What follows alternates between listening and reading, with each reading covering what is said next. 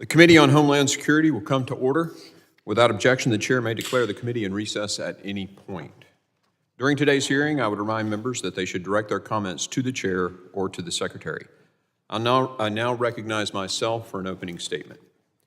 Good morning, Secretary Nunn, and thank you for joining the committee today to discuss President Trump's budget to fund the crucial mission of the Department of Homeland Security. Before we begin, I want to mention that this is Police Week, a time for us to remember and honor the contributions of the men and women of federal, state, and local law enforcement across this country, including within DHS. I think a lot of people don't realize that there are more badges in HSI than there are in the FBI. So much could be said about all of you who devote your lives to service and to keep us safe. But for now, let me simply say thank you. Thank you, and know that our committee has your back.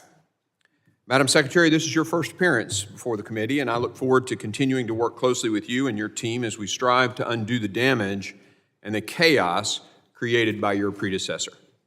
When you took office, you inherited an unprecedented crisis at our southern border, at all our borders, created by President Biden, Vice President and Border Czar Kamala Harris, and Secretary Mayorkas. For 4 years, the administration and unaccountable bureaucrats helped craft their extreme agenda, dismantled our secure border, gutted interior immigration enforcement, and implemented a policy of mass catch and release that flooded our communities with millions of illegal immigrants. Under the Biden-Harris administration, Customs and Border Protection recorded more than 11 million encounters of inadmissible aliens at our border. On top of that astronomical number, CBP has recorded roughly 2 million known gotaways, a number that exceeded the previous 10 fiscal years combined. That's more than 13 million inadmissible aliens who violated our sovereign border in just 4 years, around quadruple the number from the first Trump administration, and all because the administration's policies and rhetoric encouraged them to do so. The first few months of the second Trump administration provided a remarkable contrast. Under your and President Trump's leadership, the Border Patrol has apprehended just around 25,000 illegal crossers at the southwest border. By comparison, in December of 2024, more than 47,000 illegal crossers were apprehended. We went from a record 301,000 illegal crossings at the southwest border in December of 23 to just over 7,000 in March, an astonishing 97% decrease. It turns out we didn't need comprehensive immigration reform or woefully misguided Senate border bill that was pushed by the former secretary. We just needed a president willing to enforce the laws Congress had already passed. Because illegal aliens now know that President Trump will have them removed from the country, they've stopped coming. My colleagues on the other side of the aisle understand this. They do not want to talk about these victories because they know that for 4 years they stood on the wrong side of this issue, defending open borders and the abolition of ICE. They also understand the American people do not trust them on the issue of border security and immigration enforcement, in large part because of their radical stances. I expect they'll spend a lot of time today twisting the truth to mislead the American people. I look forward to hearing you set the record straight. And while we're talking about Democrats' anti-enforcement extremism, I'd like to briefly extend my regrets to you, Madam Secretary, and to the entire DHS workforce for the antics we saw on display outside the Delaney Hall detention facility last week. Right now, attacks on law enforcement across this country are up 400%. Public officials should be sending a clear signal that these brave public servants are to be respected and not assaulted. However, on Friday, current and former Democrat members of this committee stormed their way into an ICE facility in Newark, causing mass chaos, and verbally and physically accosting members of federal law enforcement in the process. I'd like to share a video.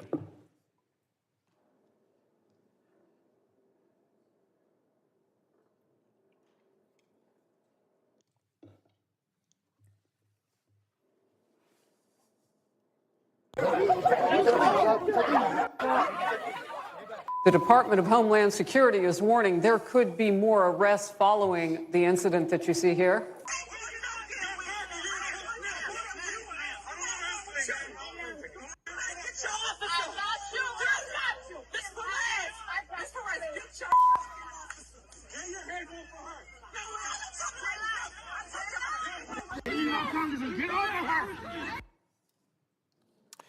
I'm embarrassed by what I saw, and everyone should be. This behavior is utterly unbecoming of a citizen, let alone a member of Congress.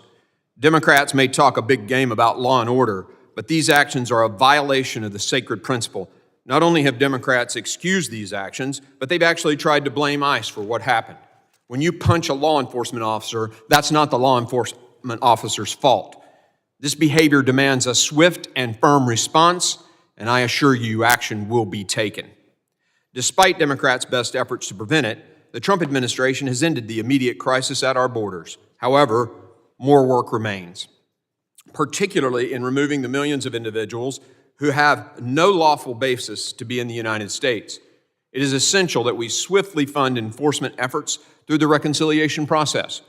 Congress must also codify President Trump's successful policies to ensure they can withstand the schemes of open border radicals. Meanwhile, the open border is not the only threat our nation faces.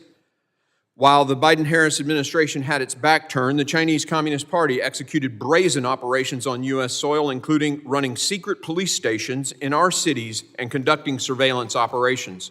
On top of that, Chinese-affiliated firms are buying up U.S. farmland and commercial properties, including in areas near sensitive government and military sites. More than 60,000 Chinese nationals illegally crossed our southwest border between fiscal year 21 and 24. Most of them were released by the Biden administration into the interior, despite us not having their true intentions or backgrounds. The CCP is pushing the envelope harder than ever. Consequently, we need a robust, innovative, and consistent effort to push right back. Our cyber borders also remain under assault. Most notably, malicious cyber actors associated with the Chinese government have targeted us with some of the most sophisticated and sustained hacking operations we have ever seen. The Salt and Volt Typhoon intrusions revealed significant gaps in our cyber posture, compromising Americans' private data and key sectors of our critical infrastructure. We have not forgotten devastating attacks like the Colonial Pipeline in the spring of 21, which led to oil and gas shortages across our country and lines at almost every gas station. We cannot stay ahead of these evolving cyber threats if we do not have the right people with the right skills to defend our nation. Today, more than 500,000 cyber positions across this country in both public and private sectors are currently unfilled. That's 500,000 cyber professionals not on the front lines to defend us from the malicious activity jeopardizing our national security. That's why I introduced the Cyber Pivot Act, which would create an ROTC-like scholarship program enabling men and women across this country to gain hands-on experience in cybersecurity or related fields in exchange for a period of required government service across any level of government. Earlier this year, the committee favorably reported the act to the House. Democrat Senator Gary Peters, ranking member of the Homeland Security Governmental Affairs Committee, and Senator Mike Rounds, chairman of the Senate Armed Services Subcommittee on Cybersecurity, introduced a companion legislation to this in the Senate. It's time to bring this bill to the floor for a vote. Madam Secretary, I look forward to working with you on finding creative solutions to our cyber workforce shortage, as well as ensuring that the agencies under DHS tasked with defending our cyber borders, primarily CISA, remain focused on their task. As your budget rightly indicates, the agency's censorship of millions of Americans will come to an end. Instead, CISA's engagement with the private sector must focus on protecting critical infrastructure and our federal civilian networks. This must include streamlining burdensome regulatory requirements and ensuring CISA remains a trusted and reliable partner to the public and private sectors. I trust that over the next 4 years, you'll devote maximum effort to dismantling the censorship industrial complex while ensuring that CISA is positioned to succeed at its core mission. These are some of the most substantial challenges, but many more await. Madam Secretary, I expect continued progress on all of these issues, but I'm equally confident in your leadership and resolve to get this job done. Together, let's resecure our homeland. I now recognize the ranking member for an opening statement. Thank you very much, Mr. Chairman. Welcome, Madam Secretary, to the hearing. Mr. Chairman, before we begin, I want to recognize National Police Week and thank the officers who protect our communities, this capital, and our country honorably and ably. We appreciate their service. As we observe National Police Week, I again call on the Speaker to follow the law and finally hang the plaque honoring those brave officers who defended the United States Capitol from a violent mob on January 6th. Over 140 law enforcement officers were assaulted that day, and honoring their bravery and sacrifice, as promised, is the least Congress can do. Turning to today's hearing, I'm glad Secretary Nome is finally testifying before the committee. After all, it's been 3 months since I sent you a letter asking for her to testify on the Trump administration's dismantling of the Department of Homeland Security and its harmful effects on communities across the country. Secretary Nome, I guess the chairman didn't think systematically dismantling the Department of Homeland Security, firing the federal workers who keep us safe, and violating the Constitution of the United States justified your timely appearance before this committee. But when Donald Trump demanded that Congress hand him money to do more damage to our homeland security, Republicans bent over backwards to help him and his billionaire friends at the expense of the American people. Whatever got you here, Secretary Nome, I'm glad you found time among your many photo ops and costume changes to testify about why President Trump is seeking more taxpayer dollars and what you plan to do with that money if you get it. And it is a lot of money. We're talking about $176 billion. That's how much President Trump has demanded that Congress give you to spend next year. Never mind the fact that your department is spending taxpayers' money so fast this year, you're about to be broke. Now you're saying you need $44 billion more, but all you've done is slash, burn, cut, dismantle, and tear apart DHS since you got here. You cut programs at the Federal Emergency Management Agency that help Americans prepare for and recover from disasters. You are unlawfully withholding grant money meant to prevent terrorism and respond to emergencies from local communities across the country. You cut programs at the Cybersecurity and Infrastructure Agency, which prevents attacks on power lines, water treatment plants, schools, hospitals, and other critical infrastructure. You security officers who protect our airports and our airplanes.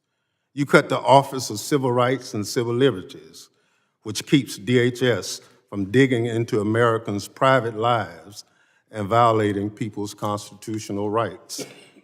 You are making Americans less safe. If you're cutting the things that help keep America safe, why should we give you an extra $44 billion? Is it to deport American citizen children with cancer? Is it to deport more veterans of the United States military? Is it to ignore the Supreme Court's order to facilitate the release of a lawful permanent resident you mistakenly shipped off to a foreign prison? Is it to punish people for exercising their First Amendment right? Is it to disappear more people off our streets with no due process and ship them to a foreign dictator's prison? Is it to fire more military veterans who continue to serve their country by working for DHS? Is it to slash efforts to fight persistent threats from foreign terrorist organizations and domestic terrorists? Is it to dismantle FEMA as hurricane season is about to get underway? Is it to decimate CISA and invite China, Russia, Iran, and other adversaries into our cyber networks? Is it just to be mean, threaten, and deny due process to vulnerable people? These are not hypotheticals. These are things that DHS has already done under your leadership or is trying to do, Secretary Nome. Your policies and actions are so bad that Republican members have been running and hiding from their own constituents, refusing to hold town halls because they know they cannot defend this administration. Republicans are unwilling to defend the Trump administration with the folks back home. So I guess it's down to you to try to do that here today. But you can't defend the indefensible, Secretary Noem. Your department is out of control. On your watch, the department is breaking the law, it's hurting people, and it's making America less safe. The Trump administration is outright lying to the courts and the American people. Just last week, 3 members from New Jersey, all current members or former members of this committee, tried to visit an ICE detention center, which they are permitted to do, as you know, by law, without notice, to conduct oversight after reports of issues at the facility. Instead of following the law, masked ICE personnel stopped and assaulted the members. Then, to make matters worse, instead of launching an investigation into the incident, your department lied to the press about the situation and threatened to arrest members of Congress for doing their job. Absolutely outrageous. It's a sad day for the Department of Homeland Security. Frankly, I've never seen anything like it, and I've served as the lead Democrat on this committee from its start. Even when the Secretary, my Republican colleagues, and I had strong disagreements, we still had productive conversations and did our duty to keep America safe. But that's not the case any longer. My colleagues across the aisle have sold their souls, or at least their spines, to Donald Trump. They try to cover the administration's lies and blame Democrats for doing the job our constituents sent us here to do. Republicans have forgotten that Congress is a co-equal branch of government and that the oath we take to the Constitution is the same as the president. Republicans even want to cut Medicaid to fund tax breaks for millionaires. They put their billionaire buddies over the little guys every chance they get. And now you are here, Secretary Noem, with your hand out, looking for more taxpayer money to continue the slash and burn activities of the Department of Homeland Security over the past 100 or so days. Until the Trump administration starts following the law, that's going to be a very, very hard sell. Mr. Chairman, I yield back. Gentleman yields. Other members of the committee are reminded that opening statements may be submitted for the record. I'm pleased to have the Secretary of Homeland Security before us today for the first time as Secretary. I ask that Secretary Noem, you'd please rise and raise your right hand.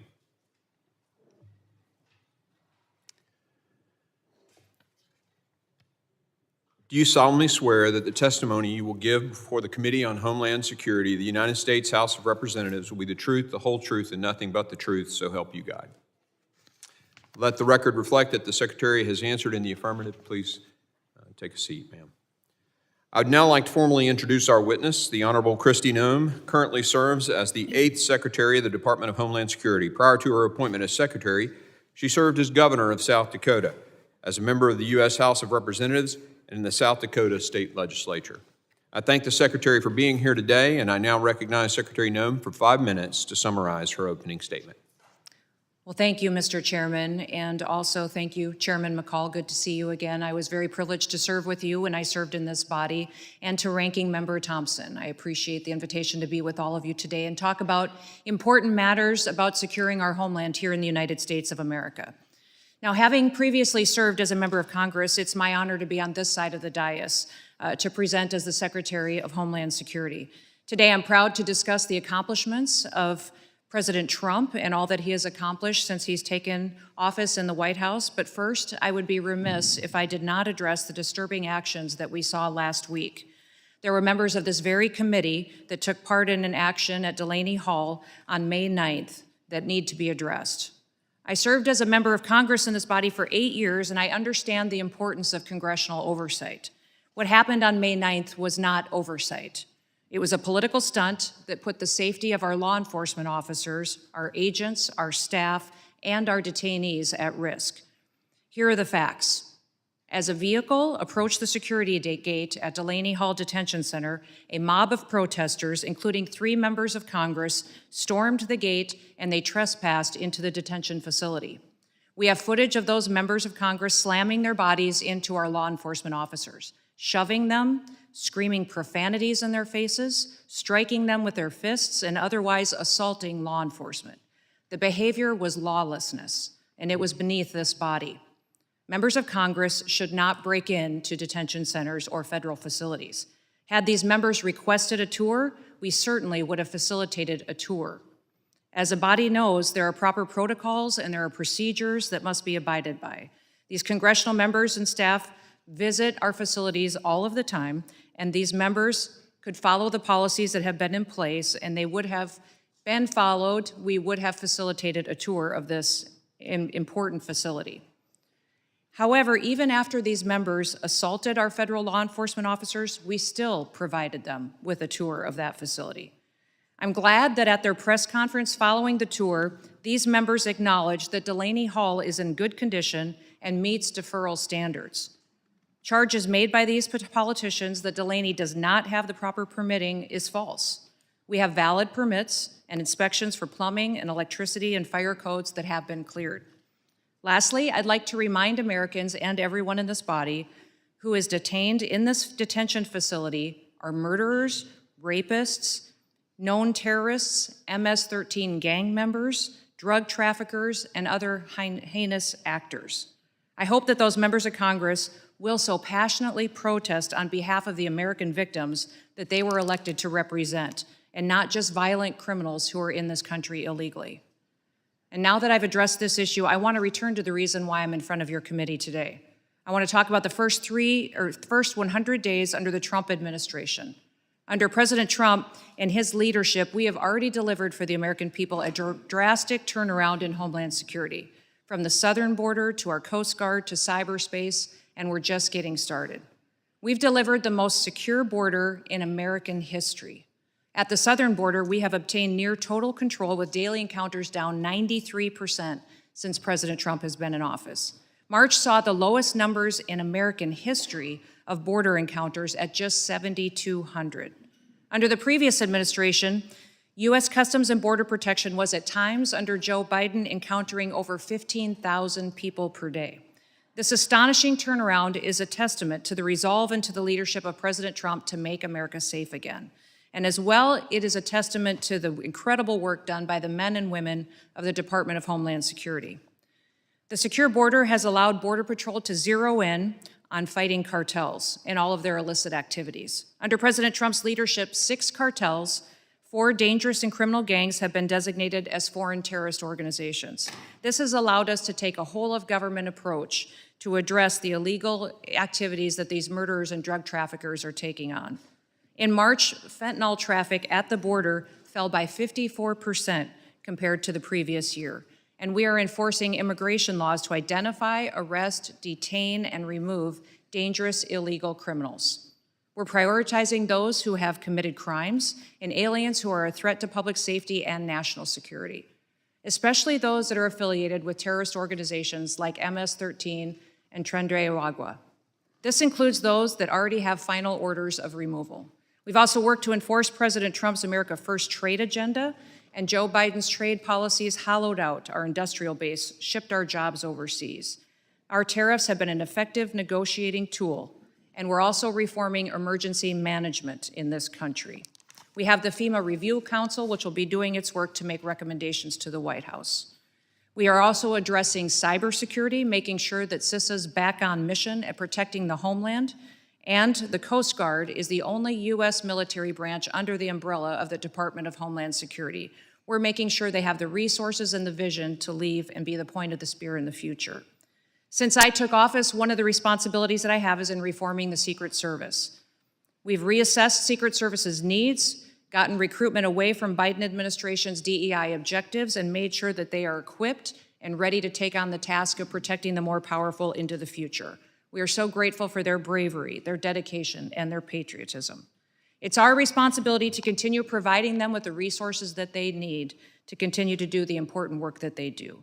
Mr. Chairman, I want to thank you for the time today. Thank you for allowing me to be here to get the facts out to the American people and to members of this committee of all of the good work that the people of the Department of Homeland Security are doing to serve the American public. With that, I look forward to your questions. Thank you, Madam Secretary. Members will be recognized by order of seniority for their 5 minutes of questioning. Because we have a restricted time window for the Secretary today, just as we did with the last Secretary, I will again limit to 5 minutes. So if you're going to go over, you're going to get a light tap, and then eventually we'll get a little heavier. But the goal here is, and I will, as I always do, apply the standard equally to both sides. 5 minutes is 5 minutes today. I now recognize myself for 5 minutes of questioning. Secretary Noem, in the first 100 days, President Trump made border security a top priority by increasing immigration enforcement, deploying additional DHS and DOD personnel to the border, and restarting construction of the border wall. President Trump's decisive strategy was a sharp departure from his predecessor. Former President Biden refused to enforce federal immigration laws, sparking the most severe border crisis in our nation's history. Under President Trump's and your leadership, the tide has turned. Secretary Noem, which of the President's decisive actions do you believe sent the strongest message to both the cartels and would-be illegal border crossers that the United States is no longer open for exploitation? Mr. Chairman, I believe that the strongest thing President Trump did was to make an announcement that we would start following our federal laws, that not only would our border be secure, but that those who crossed it illegally would be considered breaking the law like it should be, and that they would be prosecuted. They would be removed, and that it would no longer be a facilitation of an invasion like the Biden administration had put forward. He clearly sent that message, and before I was even sworn into this job, told me that I needed to be aggressive in going out there and telling the world that America was under new leadership, that we were a nation of laws, and that they would be enforced going forward, and that American and the people that lived here were going to be put first. Secretary Noem, the President has secured the border largely through executive action, but as we know from the Biden-Harris administration, those actions can be undone by subsequent presidents. What are the top 2 to 3 security immigration enforcement policies that Congress must act urgently to codify so they are no longer executive orders but federal law? President Trump has specifically asked that the executive orders that he's put into place be codified into law so they could be long-lasting. So I'd encourage this body to look at everything that he has put forward in an executive order to see if it could be permanently enacted to secure our nation. I would say enforcement and clarity on what parole is, what asylum is, give us some clarity to make sure that that is something that would be long-standing, interpreted as to how it was intended when the original law was passed, and then ensuring that we have the ability to take action when criminals are in this country, continue to focusing on getting them out of their country and how those diplomatic relations work with repatriating their citizens back home. Secretary Noem, as I mentioned in my opening statement, you inherited an unprecedented border crisis. In the last 4 years, a total of over 1,700 known or suspected terrorists were apprehended at the border. In the 4 years prior to that, it was 1,700. From your perspective as DHS Secretary, can you highlight how the open border policies of the last administration increased the risk to American families when it came to violent criminals and terrorists entering the country? Absolutely. Mr. Chairman, we truly don't have any idea how many dangerous individuals are still in the United States of America. Since President Trump has been in office, just in these few short months, we have deported over 250 known terrorists out of the country. These are individuals that were allowed to come into our country unchecked by the previous administration. We have deported thousands of criminals that have perpetuated the worst of the worst crimes on our communities, murders, rapists, child pornographers, traffickers, and we have returned them back to their home countries. The message that was sent by the last administration was, come to America, send your worst of your worst. They're given free rein to make a home here and given every opportunity. In fact, we'll even facilitate their housing, their food, their clothing, and take care of them and treat them better than we treat U.S. citizens. That was Joe Biden's policies. What President Trump has done is follow the law. He has implemented the law and said that American citizens should come first and be prioritized as far as their safety, and that everybody should be treated equally, that the scales of justice should treat everyone exactly the same, and that's what he has implemented. So I'm grateful he's given us the ability to go after the worst of the worst and to remove them from our country, because our communities overwhelmingly get safer every day as these individuals are removed. Thank you, and in keeping with my commitment to be inside my 5 minutes, I will now yield to the ranking member for his 5 minutes. Thank you very much, Mr. Chairman. The Department of Homeland Security has been the top target on the Donald Trump's revenge tour, and you, Madam Secretary, are the chief accomplice. The Trump administration is hell-bent on destroying the Department of Homeland Security, built through bipartisan collaboration over the past 2 decades and evading any accountability for its actions. Let's start with what the administration is doing to FEMA. Madam Secretary, you said that you want to get rid of FEMA, and the administration plan is to shirk its disaster response obligation and leave state and local governments to fend for themselves. Emergency managers across the country are sounding the alarm about the limited ability to respond when disasters strike, but their calls are falling on deaf ears from the White House. What is the administration's plan to respond to catastrophic disasters beyond shifting responsibilities to states and local communities who are already telling you they don't have the ability to respond? Well, Congressman, President Trump has been very clear that he believes that FEMA should be eliminated as it exists today. He believes there's dramatic reforms that need to happen to the agency in order for it to truly serve people in a time of crisis. He wants to empower states and local governments to respond to their people. The federal government would be there for resources, support, much like block grants, but that we need to empower those locally to respond to their people because they know what they need. That is something that every state is at a different position today to respond, but he wants to give them the opportunity to build up the infrastructure to respond to their emergency. Madam Secretary, do you have this plan in writing? The White House is coming forward with the participation of the FEMA Review Council, which we have members from many states that are sitting on that will be making recommendations. So what you're doing now, there's nothing in writing as a guidepost? Well, sir, you certainly know that there are reform bills here in the House side and in the Senate side of how to address the failures of FEMA from the past. No, but you're the secretary. Those will be considered with the FEMA Review Council recommendations. No, you're the secretary, and you say you're doing all these things. And I'm just asking you, do you have a written plan for what you're doing? There is no formalized final plan for how this goes forward because the input of Congress is critically important. As you know, there are statutory requirements of the agency. Well, I'm glad you recognize, that needs to be Madam Secretary, I'm glad you recognize the statutory requirements.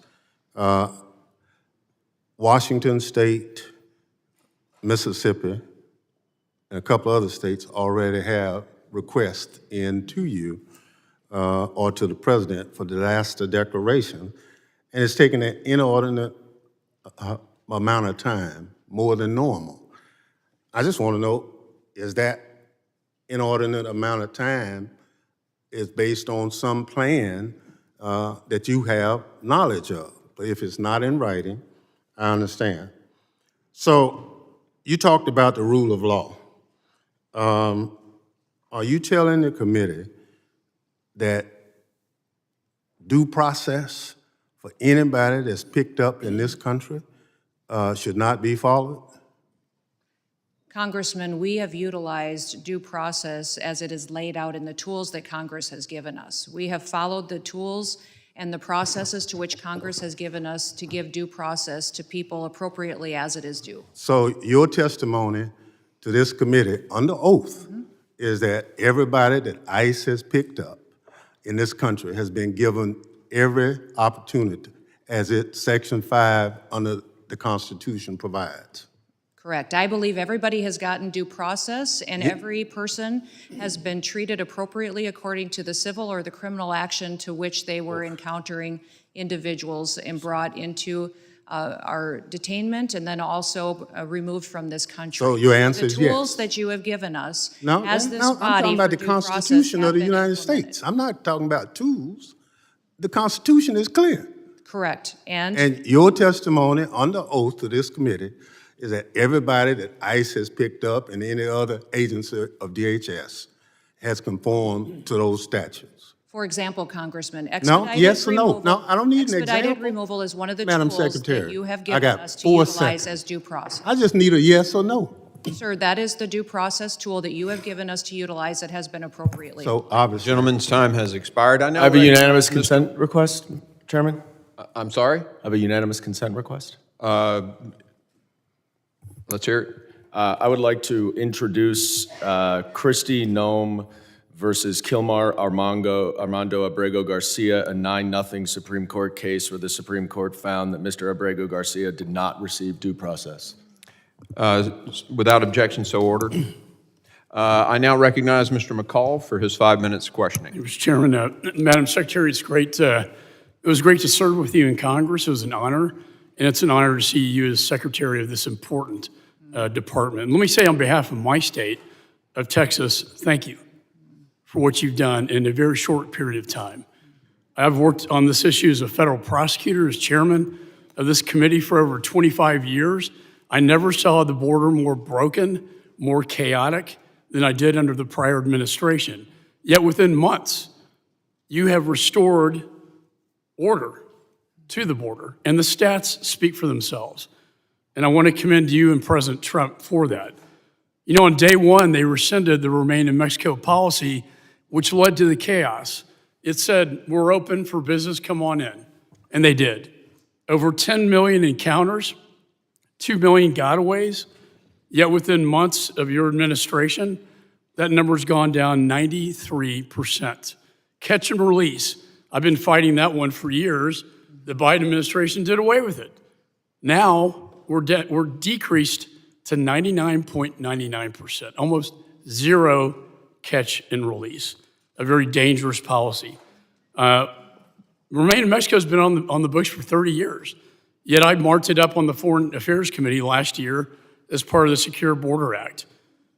Most offensively, and the reason I was an impeachment manager against Mayorkas was his dereliction of duty to basically prioritize allowing aggravated felons into the country, even though Congress, by federal law, said shall detain aggravated felons. Yet, what did he do? He told his agents, that's discretionary.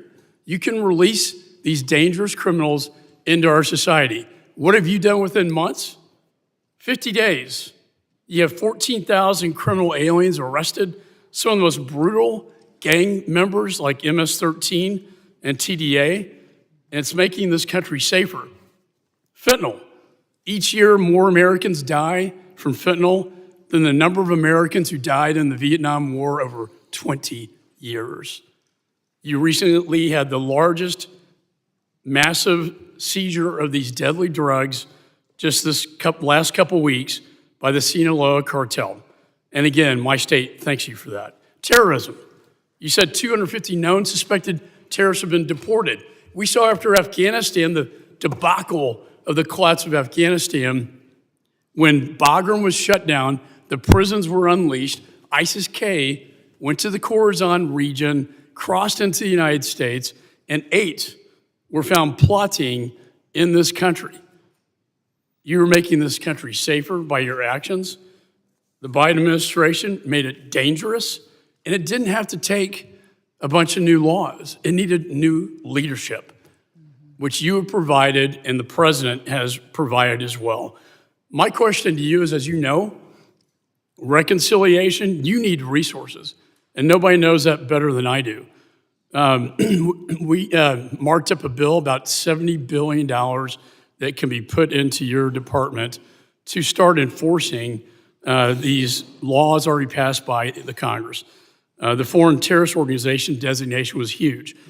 Let me just ask you this, how will this bill the reconciliation bill assist you in your efforts to continue and promote safety in the United States?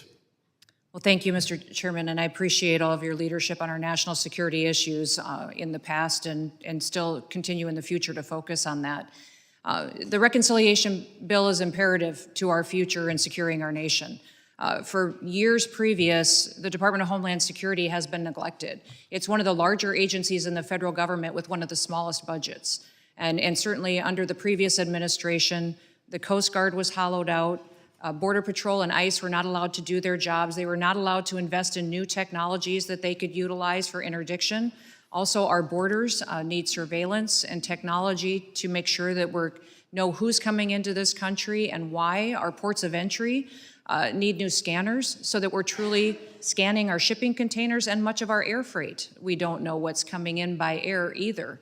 Those kinds of adjustments and technology and software upgrades are needed to compete, but also to secure our country with the threats that we face. And we don't just face threats from gangs and cartels. It's from China and PRC and Iran and hackers that come into our system. Salt and Volt Typhoon have taught us that we're extremely vulnerable to these kinds of attempts in the future. In fact, one of the most alarming things I heard as soon as I was nominated for this position was in a briefing from CISA that told me that they knew with Salt Typhoon that we had been hacked, but they also said they didn't know how it happened or how to stop it in the future. Now, the main goal of CISA is to hunt and to harden our systems, hunt bad actors and harden our systems for our small and medium-sized critical infrastructure.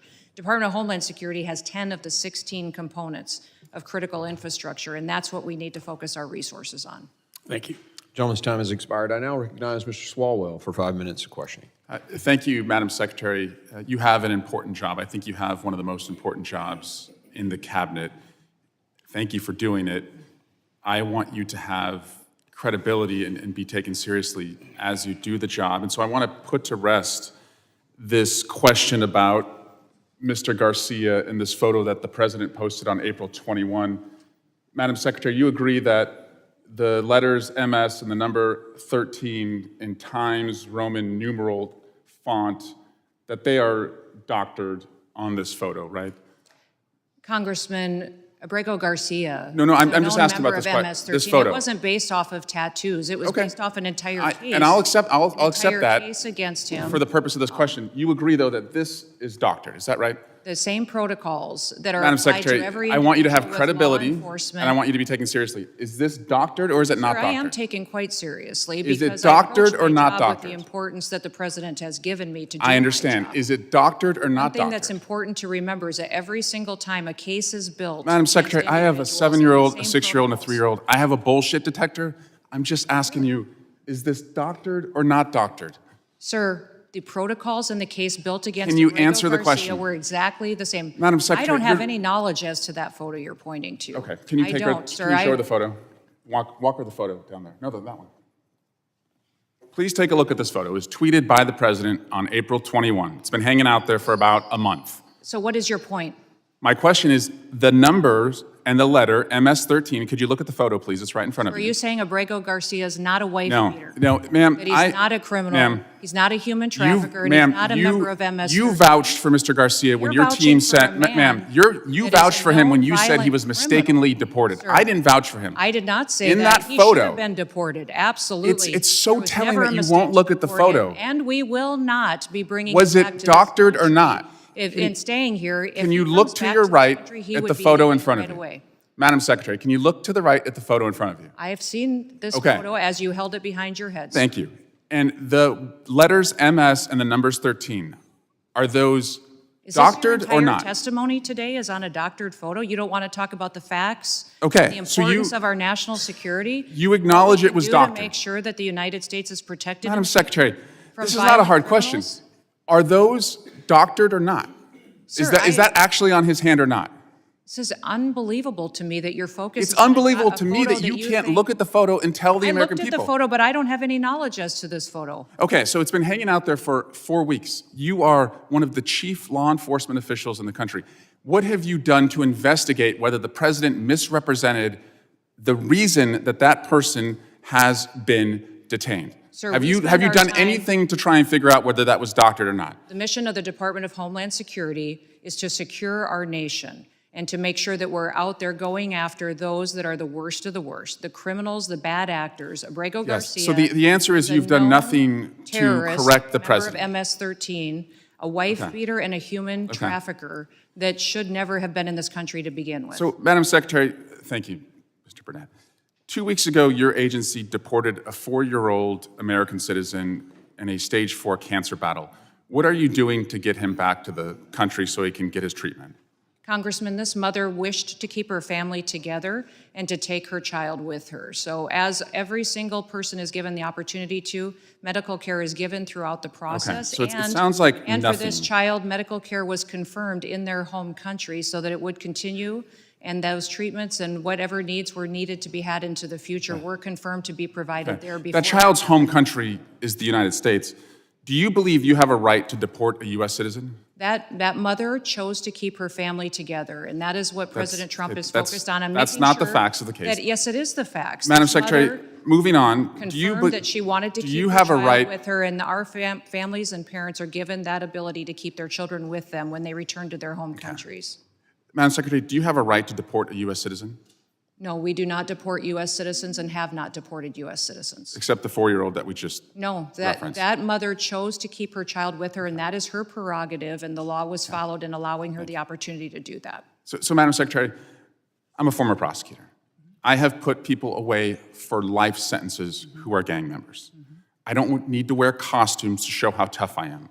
What makes me different from you is when I put those individuals away, I did it with the weight of the law behind me. And I yield back. Mr. Chairman. Gentleman yields. I ask unanimous consent to enter an article from Fox 45 that states documents reveal a second protective order filed by the wife against Kilmar Abrego Garcia, whom also had 2 deportation orders. Without objection, so ordered. I now recognize Mr. Higgins for 5 minutes of questioning. Thank you, Mr. Chairman. My. Our Democrat colleagues really love illegals in our country. It's stunning for regular Americans like me to listen to this passionate and contentious defense of the previous administration's policies and the resultant millions upon millions upon millions of illegals that entered our country over the last 4 years. I tell you where we're, I'm not going to use my colleagues' the same language because I don't think that kind of language should be used in committee. But I tell you where we heard loads of not necessarily genuine statements. It was from Secretary Mayorkas for 4 years. We had to listen to his testimony again and again, how he needed more resources, he needed more laws, and Congress had to pass more laws. And yet, we said for years, what you need is to enforce the laws that we currently have on the books. You need policies that would actually control the border. And we have Madam Secretary before us representing an administration that has done just that. If the same 1,954 miles of border that you had a year ago is now under control. You have the same men and women that you had a year ago, the border is now under control. You have the same equipment, the same all-weather roads. Everything is the same. The only thing that has changed is the policies coming out of the White House and a Secretary of Homeland Security that will actually execute the laws of our land and protect the citizenry of our country. That's Madam Secretary Noem, who sits before us, and she should be spoken to with some modicum of respect from my Democrat colleagues. It's amazing. Our border is secured versus wide open and wild, and Democrats complain and they're angry and they protest. Illegals are being deported rather than waved in and imported, and Democrats are angry and protesting. It's stunning to Americans to witness this. Madam Secretary, Thank you, good lady, for the job that you are doing, securing our borders and protecting the citizenry that we are elected to represent in this body. I work for the American citizenry, and every one of us has sworn that oath.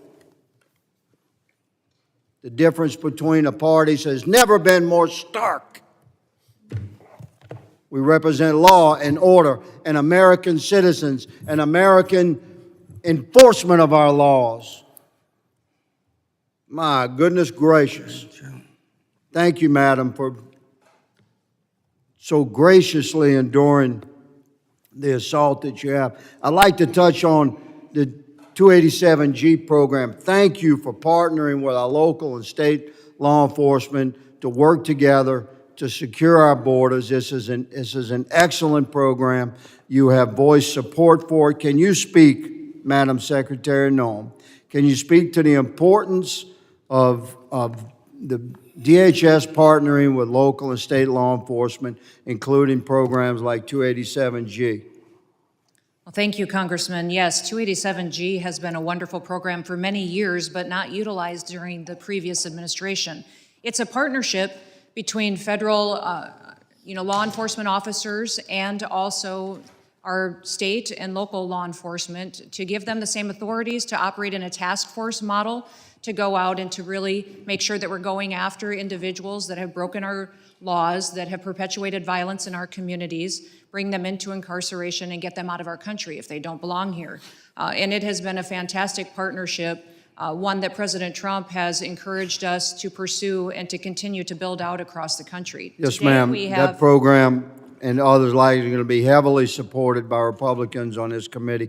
Finally, ma'am, in my remaining 25 seconds, we speak to the efforts to locate the children.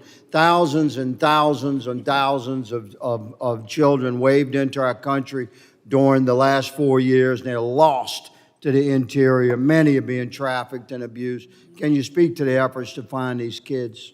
Yeah, up to 300,000 children were lost or missing under the Biden administration. We have located and returned over 5,000 of them to their homes and to their families, but there's many, many more to be found and to be returned and brought to safety. So we're continuing to work on that every day, and our HSI officers spend a lot of time and are the experts in the field at training local law enforcement to identify and find them as well. Thank you, Gentleman's ma'am. You time expect full support there, Mr. has Chairman. expired, and I now recognize... Mr. Chairman, before I'd ask unanimous consent to introduce the article from PBS NewsHour entitled "Children Who Are U.S. Citizens Deported Along with Foreign-Born Mothers," in which the attorney for that 4-year-old U.S. citizen says that at no time did his mother consent to the child U.S. citizen being removed from the country. Without objection, so ordered, and I recognize Mr. Correa for 5 minutes of questions. Thank you, Mr. Secretary. First of all, Secretary Noem, welcome to this committee. Had the honor of hearing testimony from Secretary Kelly, Secretary Mayorkas, and of course you. Welcome. We all have the same interests, which are protecting Americans, American taxpayers, as we move forward in our jobs. And I want to say that your testimony and my colleague from Louisiana and myself have the same interests, which are to protect Americans, especially to protect children, especially to protect American citizen children. That's where my concern is, Madam Secretary, that your administration, I believe, has consistently violated the law by denying due process to U.S.-born American children. Under your watch, you've deported American children, U.S.-born children. Some of the examples, I only have 5 minutes to talk about, but I'll come back to the case that was described or discussed a little while ago, which was 2 American children, 4 and 7, were put on a plane with their mother, sent to Honduras within 24 hours of being detained. There was an attorney involved. And we're debating right now the issue, as if you stated, that the mother wanted the child to go with her, but there was an attorney involved. That person was not consulted. That family was denied the opportunity to talk to that attorney. The attorney was there.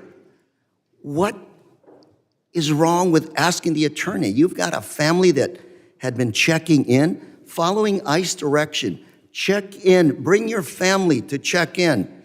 They weren't let out. That happens in my district all the time. Families check into ICE. If ICE determines they should be deported, you know what we do? I call ICE and I say, give them 30 days. Some of these families have been in this country 20, 30 years. Give them 30 days to get their situation in order. Make sure that they figure out how to keep their American children in the U.S. Give them the opportunity to make an educated decision on the lives of American citizens. In this case and other cases, ma'am, you have split-second decisions to make a decision on those children. And you, Madam Secretary, also make split-second decisions based on whatever coerced discussion you're having with that mother. And I say coerced because when you're scared to death, your life is about to change, and you've got an attorney next door that you will not permit that family to consult with that attorney, you got an issue. Case number 2, 2-year-old American daughter, also deported to Honduras. They were also denied access to their lawyers. According to her lawyer, ICE prevented the mother from speaking to the lawyer or anyone else in the family. 2-year-old American citizen. Can't we slow it down and just take a moment before they're deported in 24 hours? The mom didn't want the daughter to stay in the United States. They may have had relatives in the United States, family.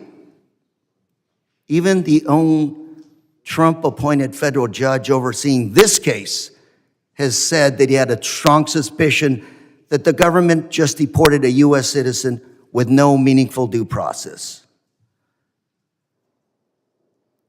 Madam Secretary, I think we're all in agreement here. Let's go after MS-13. Let's go after drug dealers. Let's go after Tren de Grúa. The bad folks who hurt my community as well as everybody else's community. But I fail to see where a child, 2-year-old, 4-year-old, 7-year-old children could be on your top of priorities for deportations. This is still America. Due process, the Fifth Amendment. Madam Secretary, I know ICE agents. I deal with them all the time. I've toured the southern border, blue uniforms, green uniforms, talking to them about what they need to do the job. More than happy to have that discussion with you, publicly or privately, but deporting U.S.-born children, ignoring their attorneys, take a deep breath. You've been here 20, 30 years. A lot of the times back home, when I ask the ICE agents, give them 30 days, you know what? Without fail, that person comes back or self-deports. We can do better. Madam Secretary, I'm going to ask you one last question in 9 seconds. You're under oath. Have you fired, retired, dismissed any DSA agents that have not followed your policies? What kind of agents, sir? DHS, DHS Homeland Security agents. Yes. Specific law enforcement officers? Yes, ma'am. Officers under your watch. I haven't given any specific orders to any law enforcement officers under the Department of Homeland Security. So there are, within the Department of Homeland Security, 280,000 employees. 47,000 of them are Coast Guard individuals. So, 230,000 individuals are employees, and we're very proud of the work that they do. Thank you, Mr. Chairman, for recognizing that it's Police Week. We have many agencies that have law enforcement officers in them that get up every single day to serve their communities and to make sure that our laws matter and that they're enforced appropriately and that no one is treated differently than someone else. Gentleman's time has expired. I now recognize Mr. Guest from Mississippi. Mr. Chairman, I ask unanimous consent to enter for the record the Prince George's County Police Department gang field interview sheet in Maryland, from 2019, where they interviewed Kilmar Abrego Garcia and identified through his clothing that he, and his statements, that he is indeed an MS-13 gang member. Without objection. I'd also So ask. ordered. I also ask unanimous consent to enter for the record an article that quotes Kilmar Abrego's wife stating, "I am afraid," with another protective order filing against deported Maryland man championed by the Democrats. Thank you, Mr. Chairman. Mr. Without, Chairman, I have a unanimous consent request. without disagreement, we'll put that one in as unanimous consent. You're recognized. Mr. Chairman, if you have it, I would like to introduce by unanimous consent a court order establishing that Kilmar Abrego Garcia is a member of MS 13. You're submitting what for unanimous consent? Well, there isn't one, so I'm wondering if you have one. I do not have that. Okay. Are we ready to go on with the next testimony? Mr. Guest, you're recognized for 5 minutes. Thank you, Mr. Chairman. Madam Secretary, thank you for being here. Thank you for your leadership. Please thank the men and women that serve under you for the incredible job that they do. I want to particularly thank you for enforcing the law, something that we did not see under the previous administration. In the short time that you have been serving as secretary, we have seen a dramatic decrease, as much as 95% along our southern border. And I also want to thank you for locating the 5,000 plus missing children that just in 3 months you and your agency have been able to find, and in some cases possibly rescue them from what could have been very dangerous situations. Echo what Congressman Higgins talked about a minute ago. The law has not changed since you have become secretary. The budget has not changed since you've become secretary. The resources that you have, the number of agents have not changed since you've become secretary. But yet we have seen a dramatic decrease in the number of border crossings because you and the men and women who serve under you have chosen to enforce the law. I want to push back a little bit on some of the narratives that are being put out by my colleagues on the other side of the aisle. First is the allegations, the reckless allegations, which are completely false and untrue, that you and your agency are deporting American citizens. And I heard you try to answer that question. I don't know if you were able to get that answer out there. And so I want to give you that opportunity. But as I understand the situation, we were deporting an illegal alien who was a parent, and that parent then decided to make the decision to take their children with them. And so I don't know if my friends on the other side of the aisle would ask that we separate those and say, no, those parents cannot do that, that the federal government knows better, and that these children are going to have to stay in the United States. Or maybe they believe that a parent who is an illegal that has a child therefore is going to be allowed to remain here indefinitely, regardless of whether or not there's a final removal, regardless of whether there are any criminal charges or anything pending against those individuals. And so in the instances that have been brought up, Madam Secretary, where there have been allegations that you or your agency has removed American citizens, I just want to give you a brief opportunity to address that. Is that true? And if it's not true, please tell us and please share with this committee the truth behind those situations.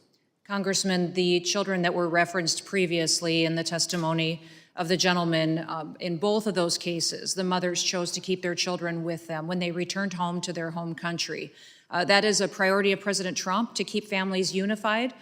We have instances where mothers from other countries have decided that their children should stay here in the United States and left them with family members or someone else that they trusted. But these two mothers that they were referencing earlier decided to take their children home with them and wanted to return to their home countries as a family. And so we are giving the parents the choice, and then we are Correct. honoring whatever their request. Is that what I understand That from is you, Madam correct. Secretary? That is correct, sir. All right, and then want to talk about one more issue in the last minute and a half that I have, this issue of due process, where you were asked earlier, are we giving individuals due process? And you talked about the fact that we are complying with the law that Congress has given the department. And I think specifically, and tell me if I'm wrong, I think you're talking about the Illegal Immigration Reform and Immigration Responsibility Act of 1996 that created this process known as expedited removal.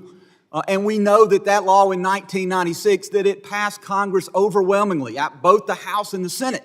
I will tell you that I see here a comment that was made by that time President Clinton, and this is what President Clinton said about that law.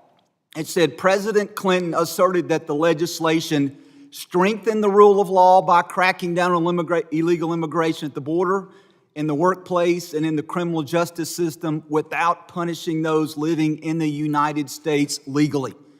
And so as I understand it, as it relates to the issue of due process, you are following the law as Congress gave you almost 30 years ago. And this Illegal Immigration Reform and Immigration Responsibility Act has been upheld repeatedly over the last 30 years by the court. You're enforcing final orders of removal. And so, Madam Secretary, in the last 10 seconds that I have, are you following the law and are you giving these individuals the due process that you are required to give them? Yes, Congressman, we are using the due process tools that Congress has afforded us in these instances to ensure that everyone is treated the same and appropriately. Thank you, and Mr. Chairman, I yield back. Gentleman yields. I now recognize Mr. Magaziner for 5 minutes. Madam Secretary, on April 24th, a woman in Louisiana was deported along with her 7-year-old daughter and 4-year-old son, both of whom were U.S. citizens. The 4-year-old son had stage 4 cancer. Now, you just stated under oath that the mother consented to having her U.S. citizen children removed. But I have spoken with the attorney for that U.S. citizen child with stage 4 cancer. She has also made numerous statements to the press in which she stated unequivocally that at no time did the mother consent to her U.S. citizen children being removed. What evidence do you have to support your claim that she did consent? Congressman, we followed the same policies and procedures What for evidence every do you individual, have? and we What have evidence do you have We have that documentation she? What documentation do you have that mother We consented? will get that to you, sir. I don't have it with me Please today, do. I but understand that it's mother hard to keep them all consented straight to because take you've her deported child with multiple her. U.S. citizen children, but I'm asking specifically about the 4-year-old with cancer who was deported on April 25th. For the record, that family was also not given access to legal counsel before they were deported, even though their lawyer was in the same building at the time. I'm holding in my hands here a document called ICE Directive 11064, Interests of Non-Citizen Parents and Legal Guardians of Minor Children. This is the policy for how ICE agents should handle situations like this. It states unequivocally that parents and legal guardians should have the ability to make alternative care arrangements for minor children prior to their arrest or detention, and that ICE must afford parents the opportunity to consult with legal counsel. So, did the ICE agents working on this case who deported this 4-year-old with cancer of their own volition fail to follow ICE policies, or were they directed to by your office or anyone else in DHS leadership? Sir, this mother chose to keep her child with her. You have not produced any evidence when to say so, return but I'm back to asking her again, home country, have you directed and that is the DHS priority of President Trump is officers to keep to families ignore unified this together. It's policy? very different than the previous right. administration. The previous administration On separated March families 15th, over and over reclaiming and my over time, again. on March This 15th, is a your change. department sent 3 airplanes to El Salvador. Those planes carried approximately 261 individuals who were imprisoned upon arrival. Did you personally review and approve the names of those 261 individuals before they were sent? Sir, we have deported and sent home Did thousands of individuals. did you review the names of those And individuals? we have individuals that have the Why won't you answer the responsibility question? within the Department of Are you Homeland aware Security. of whether those 261 individuals were given the opportunity to speak with a lawyer or appear before a judge before they were put on those planes? Yes or no? Sir, every single individual followed the exact same process. that They we were follow not for everyone all, who is they in were this- not all given in the this country opportunity to appear illegally. before a judge or speak with a was lawyer. On treated the April same. 7th, the Supreme Court ruled that detainees must have an opportunity to have a hearing before they are deported. Are you familiar with the April 7th Supreme Court ruling? am. Can you assure us that in the future you will abide by that Supreme Court ruling to provide detainees with a hearing before they are We're deported? following all judges' orders. Yes, sir. I have a photograph here of André Hernandez Romero, a gay makeup artist from Venezuela. He fled Venezuela fearing gang violence because of his opposition to the Maduro dictatorship and his sexual orientation. He presented himself at a port of entry and requested asylum. His claim was found to be credible, and he was placed in detention to await a full hearing. But he never received a full hearing because you put him on one of those planes to El Salvador, where he still is today.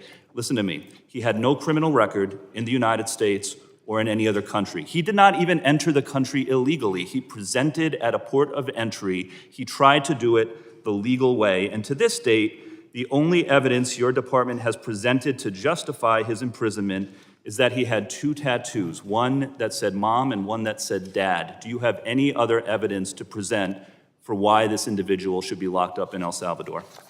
Sir, every case is used you have the any- same protocols and the same processes and inputs. Do you have any that evidence, that other than the law enforcement tattoos that say officers mom use in or dad, criminal for why cases? this So it's individual not should be just on locked up? tattoos. It's who they're affiliated with, their communication. You have not who they're presented spending any time other with, evidence, criminal nor has your activities. department. The case is Reclaiming going my time, exactly the during same your as it was confirmation with hearing, other you said your focus would be on deporting immigrants who have been convicted of crimes and those who have received removal orders. But that is not what you have been doing. Instead, you have been deporting children with cancer, children who are U.S. citizens, a gay makeup artist who committed no crime and didn't even enter the country illegally. You have been sloppy. Your department has been sloppy. And instead of focusing on real criminals, you have allowed innocent children to be deported while you fly around the country playing dress up for the cameras. Instead of enforcing the laws, you have repeatedly broken them. You need to change course immediately before more innocent people are hurt on your watch. Gentleman's time has expired. I now recognize... Mr. Chairman, sorry.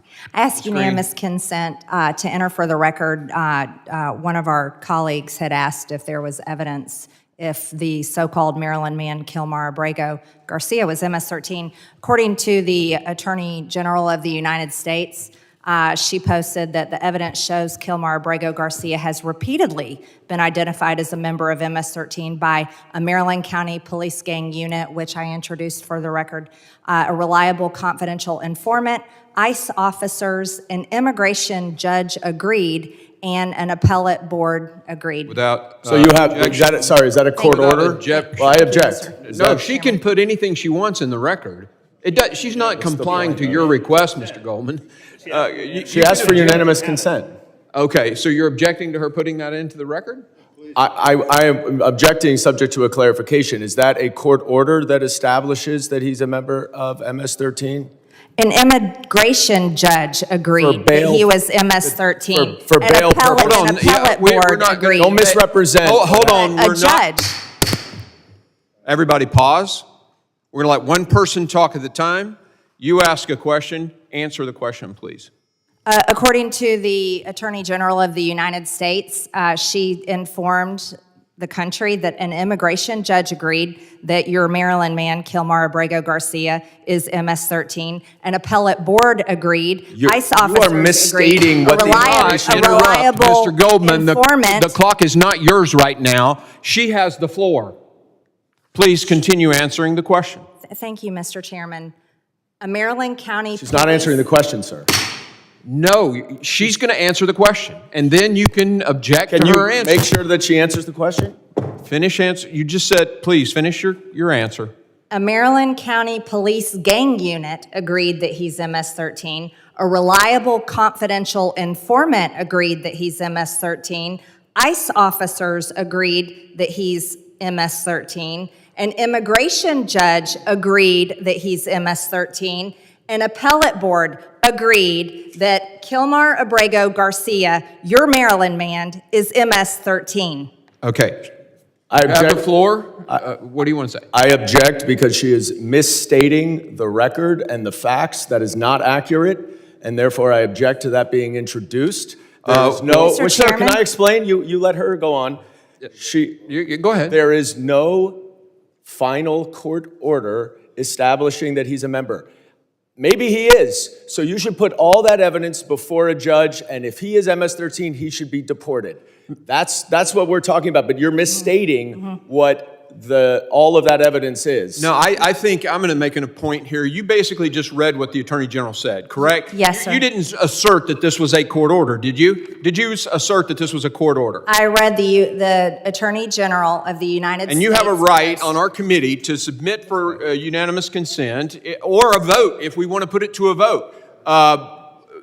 This for the record, correct? Is that it? Yes. That is correct. Okay, Mr. Chairman, she has a right.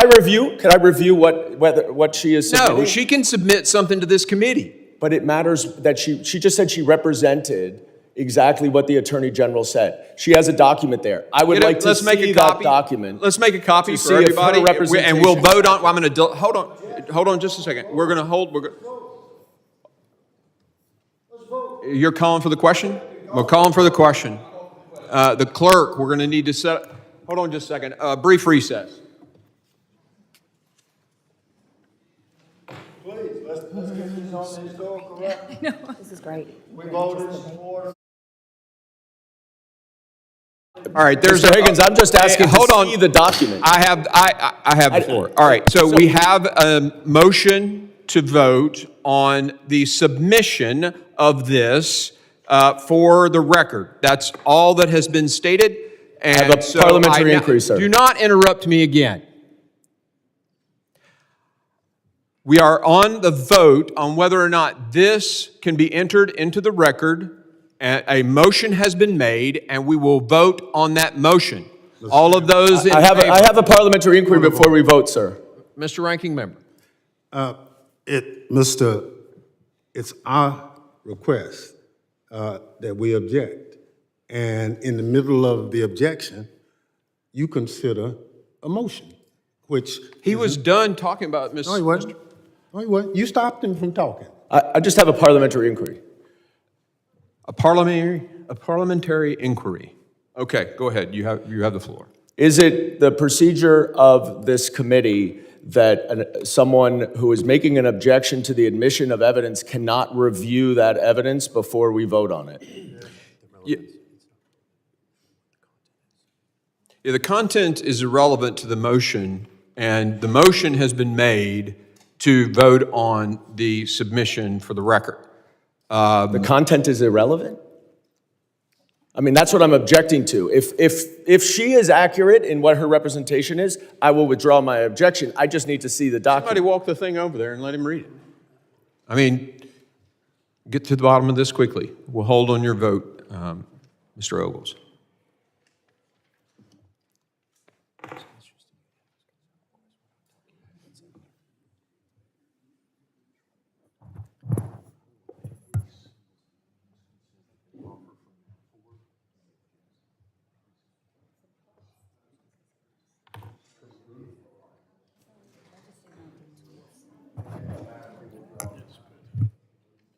Mr. Chairman, given that this is a tweet from the Attorney General that is effectively, I believe, consistent with what Ms. Taylor Greene says, I withdraw my objection. Gentleman withdraws his objection. I now recognize, who's up?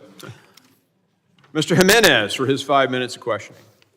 Thank you, Mr. Chairman, and thank you, Madam Secretary, for the fine work that you've done. I also want to thank you for approving the members on this side of the aisle, and myself included, in our assertion through the last 4 years that what happened at the southern border was done willfully and purposely by the Biden administration, because nobody could be that dumb. Do you share that opinion? Sir, I believe it was a decision made by the previous president to not enforce our laws and to allow an invasion of our country. So all the claims by the other side of the aisle that we needed more money for the Biden administration, we need more people, et cetera, do you believe that was accurate, or do you believe that was inaccurate? No, sir, that was not true. That's absolutely, because the numbers speak for themselves. That's true. And simply by enforcing our laws and having the will to enforce our laws, we've seen a dramatic fall in the number of crossings. And so I want to thank you for that. Now I want to switch over to FEMA. I used to be the mayor of Miami-Dade County. I used to represent, and really it was my job to protect 2.8 million people in one of the most hurricane-prone areas of the United States. I was also a city manager of the city, and I was a fire chief for the city of Miami, and at the time I was also on a FEMA advisory panel. And I can tell you that FEMA needs many, many reforms. I remember as mayor of Miami-Dade County in 2015, we were still processing claims through FEMA for Hurricane Katrina, which happened 10 years earlier. And so while I do support the efforts to reform FEMA, there are certain states and cities and counties that actually can respond a heck of a lot better than others. And we can't leave those that can't fend for themselves, to fend for themselves. And so I would hope that that's part of your review and the reform of FEMA. Is that what you plan to do? Yes, sir. We know that every single state is not prepared today to take over their emergency operations. That's why the president has been clear that he wants to empower states, give them the opportunity to build out their response, to also sign MOUs with surrounding states and other resources they can use to best serve their people. He just doesn't believe that FEMA has been successful in being there in a time of crisis for people. And I can tell you, ma'am, as mayor of Miami-Dade County, that they haven't. Yeah. Okay, and that I never ever, when I talk to my people, I said, hey, we're gonna have to do this ourselves. Right. There is no cavalry coming from the federal government. We have to take care of ourselves. All we need from the federal government really is the money to reimburse us. And you're not even good at doing that, okay? And so hopefully you can speed that process up. There are some people in my community that are a little bit concerned about the TPS rules and the suspension of TPS. I would request that you can meet with myself, Representative Mario Diaz-Balart, and Maria Salazar, so maybe we can do a little nuance to this so that we can put those concerns at rest. I also sent a letter to you concerning 100 Cuban oppressors. They're actually living in the United States that were granted either asylum or entry into the United States that should have never been here, and we need to deport those. Have you received that letter, or what's your department doing about looking into and vetting those 100 names that I gave you? Yes, sir. I received your letter and read it this week, and will be responding to you. And that is something that President Trump is focused on, is adding integrity back to the programs that we have. Our immigration programs, our services like TPS, like the visa waiver program, our parole, our asylum programs, a lot of those got perverted and changed and misused and abused during the last administration. And adding integrity back to them is incredibly important for this administration. TPS was always meant to be a temporary program. I agree. Built on giving people an opportunity to be safe from violence or environmental crisis that may be happening in their home country. Those individuals, we're working with them, and we'll have a chance to meet with you and the other congressmen to address their needs and see what their options are. They do have 60 days from the time it is published. Those individuals that you spoke to me about, that still has not been published in the Federal Register, so they have several months here that we can work on the solutions to make sure that they're in a program that's appropriate for their situation. Fair enough, ma'am. I appreciate that, and I hope we can have that meeting soon. Finally, I'm going to give you another example. When I was mayor of Miami-Dade County, there was then Senator Kamala Harris and a lot of other Democrats were demonstrating outside a homestead facility that was meant for children, saying how bad the conditions were, et cetera, et cetera. Well, as mayor of Miami-Dade County, I asked to actually go in there. I viewed it. I went in there. Since I speak Spanish, I actually spoke to the children. They're all being treated great. There was nothing happening there that would make me ashamed to be an American. And so what was great about that, it was that we were actually taking care of those children, unlike what happened under the Biden administration when we lost about 300,000 of them. With that, I yield back. Thank you. Gentleman yields. I now recognize Mr. Goldman for 5 minutes questioning. Thank you, Mr. Chairman. I would like to go back to Mr. Kilmar Abrego Garcia's case, Madam Secretary. But my first question for you is a pretty simple one. It's basic civics. Which branch of government does the Constitution give the authority to interpret what the law is, the judiciary or the executive branch? Sir, going forward, the interpretation of the law, you make the laws in this body. The judicial branch makes sure that they have integrity and they're applied properly to individuals. So okay, so I'm just going to take that as the judiciary branch. Now, let's focus for a second on what the judiciary branch has said about this case. We know the Supreme Court has said 9-0 that notwithstanding your statements under oath here today, that Mr. Kilmar Abrego Garcia was afforded due process, he was in fact not afforded due process, because then if he were, you would have seen the withholding order that did not permit him to be deported to El Salvador.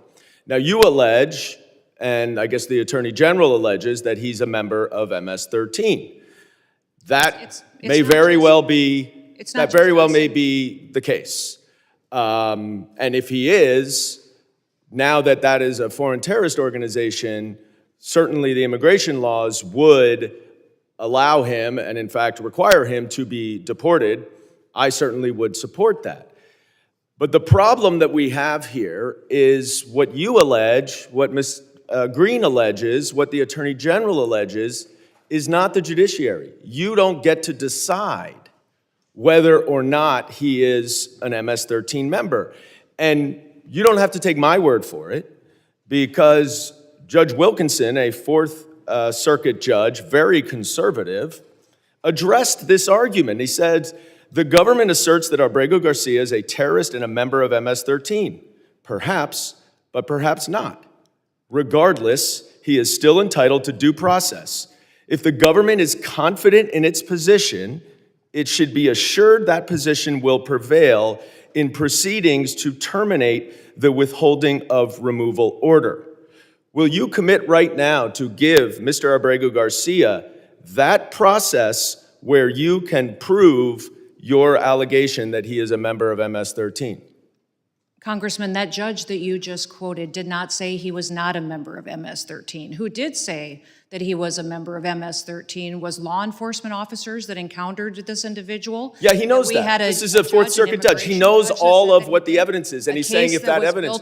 So you're not going to commit to follow this order. You won't commit to follow this court order. By the way, he identified Madam Secretary, himself. I reclaim my time. Stop filibustering. Stop filibustering. Surrounded by gang members of MS-13. Will you give Mr. Abrego Garcia the due process that the Supreme Court and Judge Wilkinson has required you to give him? Abrego Garcia is an El Salvador resident who is in his home country. If he were to come back to this country, he would be immediately removed again. How do you know? He has received and been treated appropriately, So sir, and he is not. How can in you this say he's country been anymore. treated appropriately if the Supreme Court has ruled 9-0?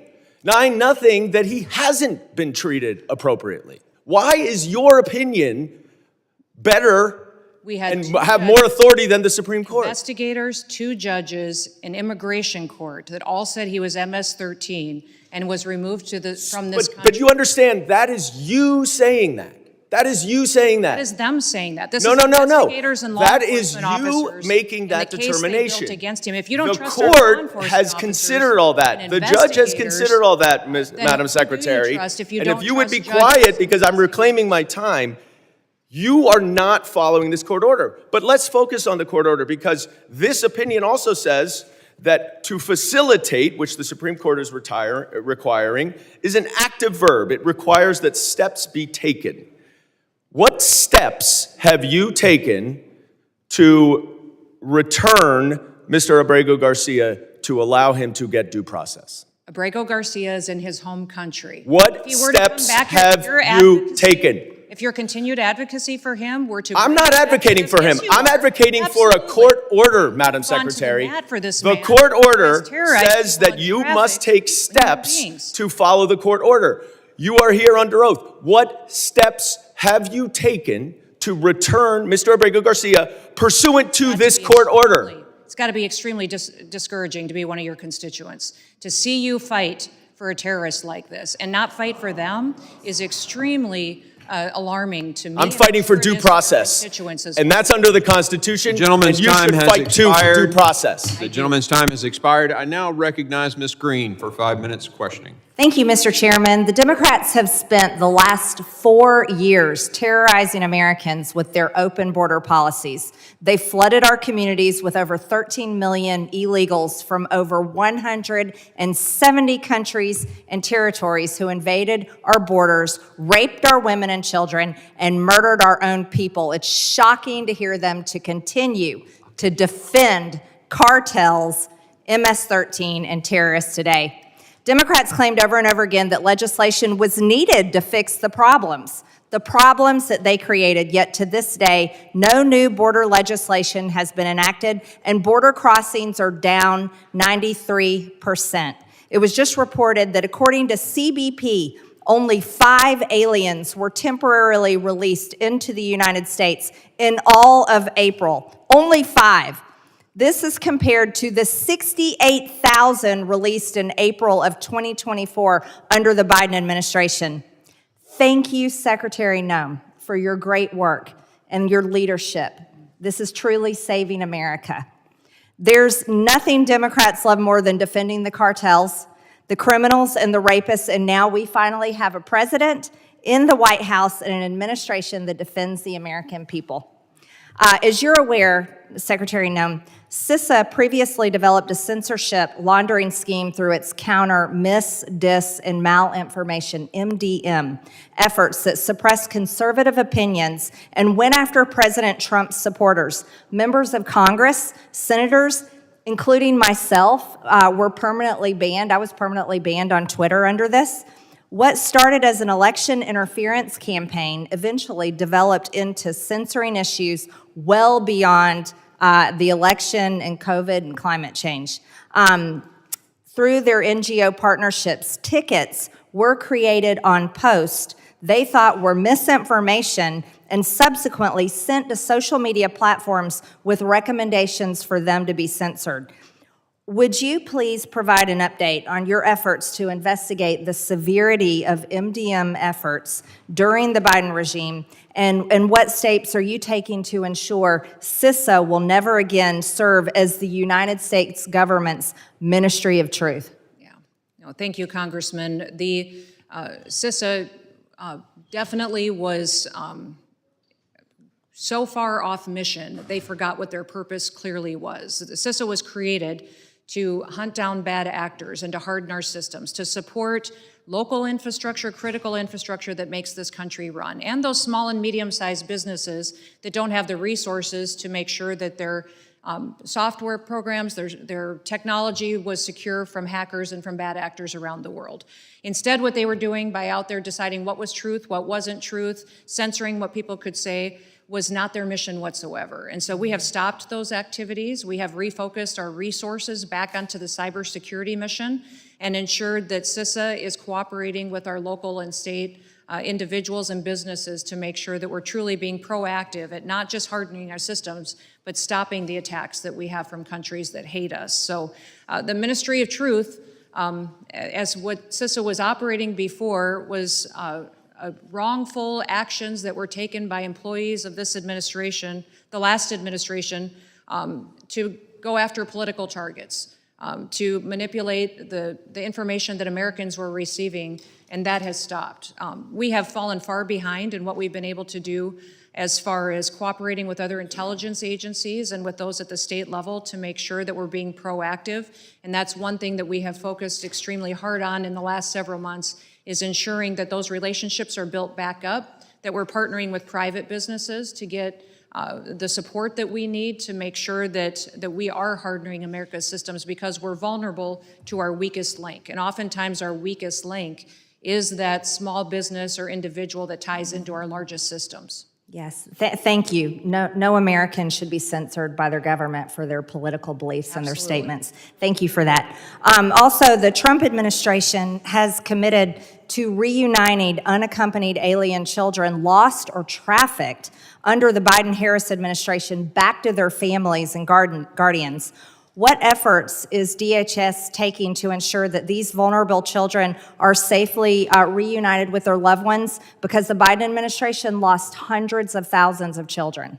Yes, absolutely. We know that there was upwards to over 300,000 children that were lost during the last administration. So President Trump has made it a priority of every cabinet secretary and agency to make sure those children are located, that they are returned to safety. As you know, the refugee program and sponsors were greatly abused under the previous administration, and the Department of HHS is bringing some integrity back to that program and making sure that these children are cared for appropriately, and that someone is watching over them that truly has their best interests at heart, that really truly cares for them as a family member.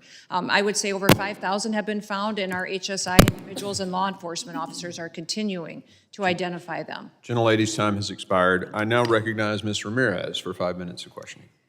Thank you, Chairman. Secretary, it's good to see you. I'm going to go straight to the questions because I have a lot of them. Let me start just following up with Congressman Goldman about judiciary. Do you agree that the judiciary is a co-equal branch of government, and it is your obligation as a member of the executive branch to honor decisions made by the highest court of the land? Yes or no, Secretary? We are abiding by all federal judges' orders, absolutely. So yes, it's a co-equal branch of government. Okay, well, let me ask you a follow-up question to that. Do you agree that Congress is a co-equal branch of government, and it is your obligation as a member of the executive branch to honor legislation and appropriations duly authorized by Congress? Yes or no? Yes, that's why I'm thrilled to work Well, for let me a ask you the president that is follow-up question enforcing here, the because I laws. have a lot of them. Do you agree that Article 1 of the Constitution gives Congress the power of the purse? Yes or no? Yes, it is a And duty do you of believe Congress that, to be let me able ask to you another appropriate follow-up, it's funds. just yes or no. Do you believe you have the power to disregard congressional appropriations and unilaterally repurpose funds that have been duly appropriated by Congress? Yes or no? Ma'am, we are not doing that. So the We are answer to using you is dollars no. as to All how right, they well, were it was a yes or appropriated. no, We're ensuring the Secretary. Let me programs have continue. integrity. Interestingly, you said no.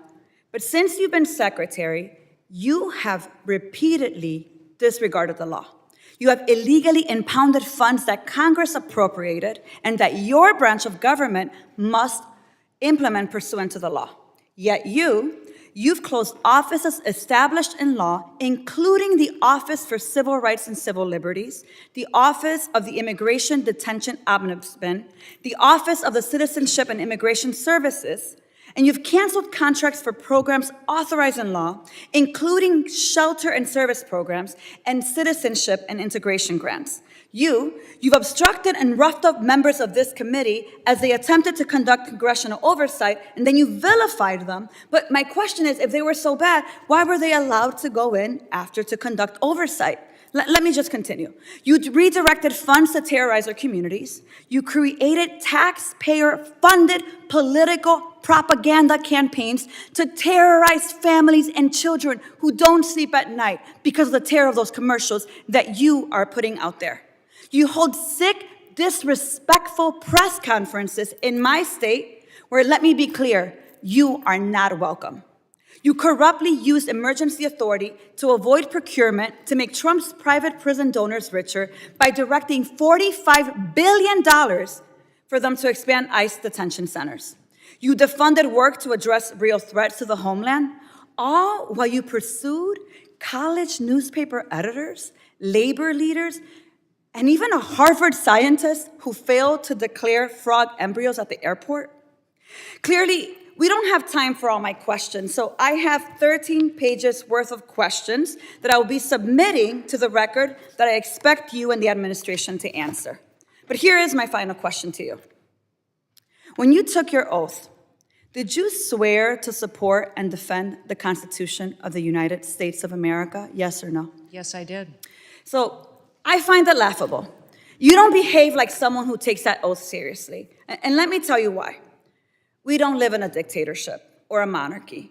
Trump's will is not the guiding doctrine of this nation, and our country is not a playground for his or your twisted authoritarian fantasies. We are a democracy. We defend the Constitution and we affirm the rule of law. We respect the co-equal branches of government and we uphold our rights, even when we disagree. The foundation of our nation is based on a core set of constitutional rights upon which our prosperity, our pluralism, and our peace depend on it. You, however, have been leading this work for 116 days, and in that time, you have profiled and dehumanized our neighbors. You've betrayed our constitutional commitment to due process. You've deported United States citizens. You've undermined the courts. You've broken the law. You've engaged in corruption, and you've weaponized the immigration system to violate civil rights. As Senator Murphy perfectly stated, your department is out of control, but you're responsible. You have betrayed the sacred fundamentals of your oath. And I believe to my core that you are not fit to hold the office. And I again, to your face, demand your immediate resignation. And I put it and place it on the record for all of us to see. With that, Chairman, I yield back. Generally yields. Mr. Gabarino is recognized. Thank you, Chairman. Madam Secretary, thank you so much for being here today. I'm the chairman of the Subcommittee on Cybersecurity Infrastructure Protection, so I work with CISA a lot. I have a few quick questions for you. Cybersecurity Information Sharing Act of 2015 provides the modern basis for information sharing between the private sector and the federal government. My subcommittee tomorrow will be having a hearing on CISA, the renewal of CISA 2015, since it expires in September. I'm just wondering, do you support the reauthorization of CISA 2015 ahead of its expiration? Yes, I do, sir. It's an incredibly important piece of legislation. Wonderful. Thank you very much. Another hearing that we had this year, we dealt with the proposed CIRCIA rulemaking process. And it started under the Biden administration. We heard from industry, they were not happy the way it went. I'm not happy with the way, I'm sure a lot of people aren't happy the way it went. And I still remain concerned that the scope of the proposed rules have strayed from congressional intent. One of the things that came up at our hearing was whether or not CISA would consider to provide an ex parte process so we could get more comments from industry and hopefully get this back on track instead of starting over from scratch because it has to be done. Is that something that the department would consider? Yes, we would support that, sir. I think that more input from the private sector is important to make sure we're doing the appropriate actions. I mean, information sharing and making sure that people are actually responding to incidents instead of talking to their attorneys, I think is very, very important. And we want to make sure that this is the response rule, not just one of many other rules that are out there. I sent a letter back on February 19th regarding workforce reductions. It was about CISA staff that was fired and their responsibilities and titles. I've not yet received a response. And given the growing cybersecurity threat landscape and the administration's stated interest, which they have in addressing these threats, I'm concerned that reducing CISA's staff will not help CISA accomplish the mission of protecting cybersecurity, providing cybersecurity to the people that need it, or helping. The letter asks for the number of staff, the responsibilities of those staff, and the impacts on CISA's ability to fulfill its mission. I know you can't provide that answer now, but can I get a commitment to get that response to that letter sometime soon? Absolutely. I appreciate that as well. And I know we're here about the budget, so I do want to ask some questions. In the administration's skinny budget request, it's seeking a $491 million reduction for CISA. I'm all on board with getting rid of disinformation and misinformation, and I was supportive of that cut, but that was in fiscal year 2023, that was only $20 million. Only $20 million of its budget went, so getting rid of that still leaves about $471 million of cuts, which is about a 17% cut to its total budget. Why such a large cut? And in addition to that, there was also, I believe, a program request moving $130 million around. What programs are going to be affected with that request? Well, Congressman, the focus within CISA needs to be on ensuring that it's fulfilling why it was created. It was created to support critical infrastructure and to make sure that we're out there addressing the cybersecurity concerns that we have.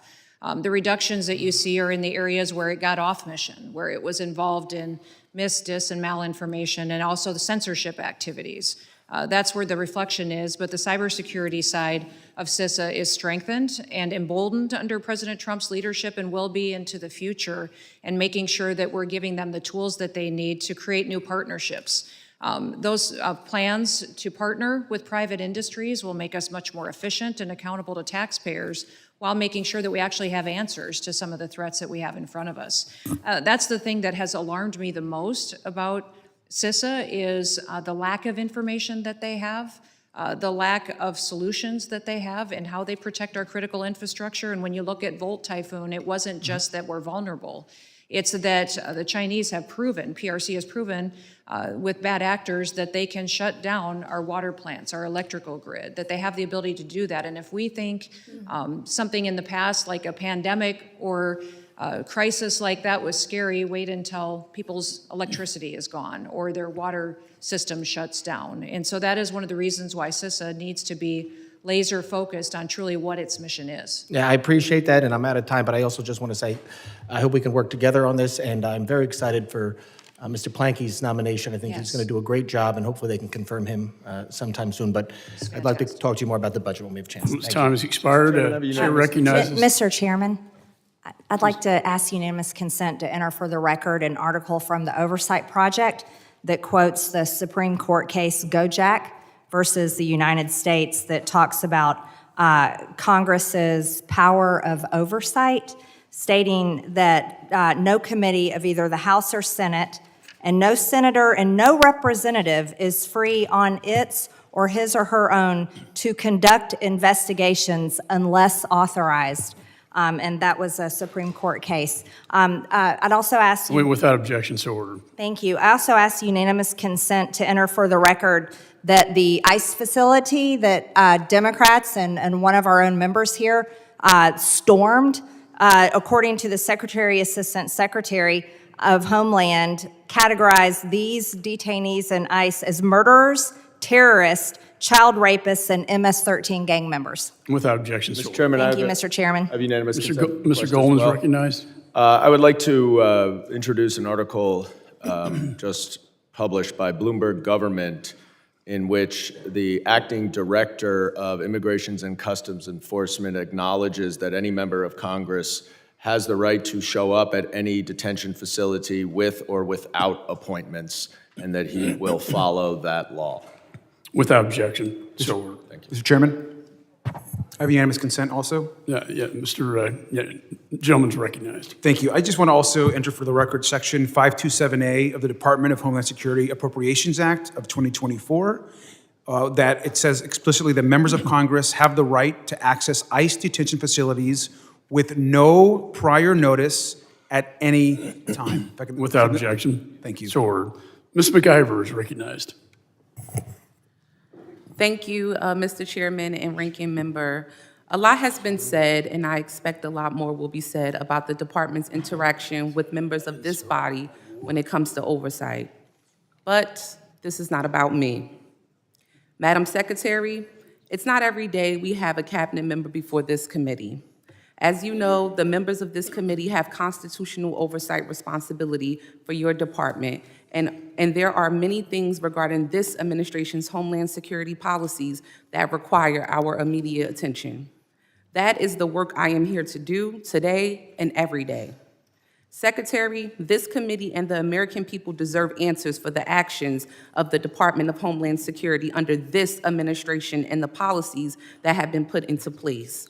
The department has overseen a regime of cruelty, chaos, and deep disregard for human dignity, all under the pretense of security. The department is being mismanaged, and its policies undermine our nation's values. This does not make us safer. The exact opposite, exactly. Secretary, we need answers about your department's union busting at TSA, deporting U.S. citizens, terminating the legal status of international students for no apparent reason, and disregarding the rule of law. None of these issues at your department exist in a vacuum. In fact, they are all fundamentally connected to the administration's overarching cruelty. We want to hear from you because we are hoping you can make it make sense for us. Because with all due respect, we are all trying to understand why in the world this is taking place. In my district and around this nation, countless international students had their visas revoked without due process, without warning, and without any regard for how this would devastate their lives.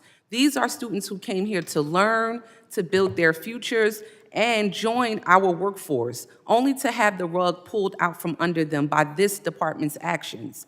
How can we expect international students to trust our institutions and contribute to our economy when we treat them like they've done something wrong just because they are here?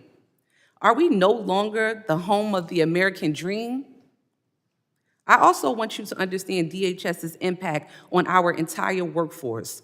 I proudly represent over 1,000 dedicated TSA workers who had the right to unionize. But that right has been stripped away by your department.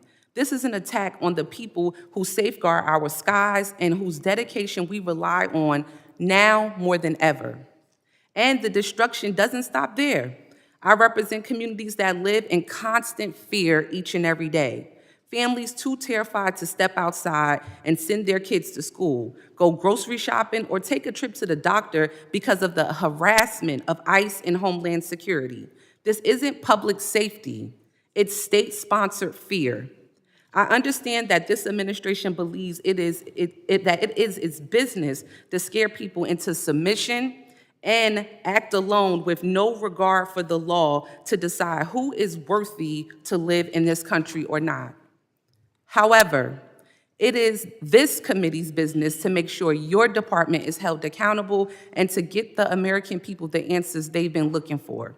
So, with that, Madam Secretary, I have a few yes or no questions. Do you agree that revoking student visas without notice can cause fear and confusion among international students? Yes or no?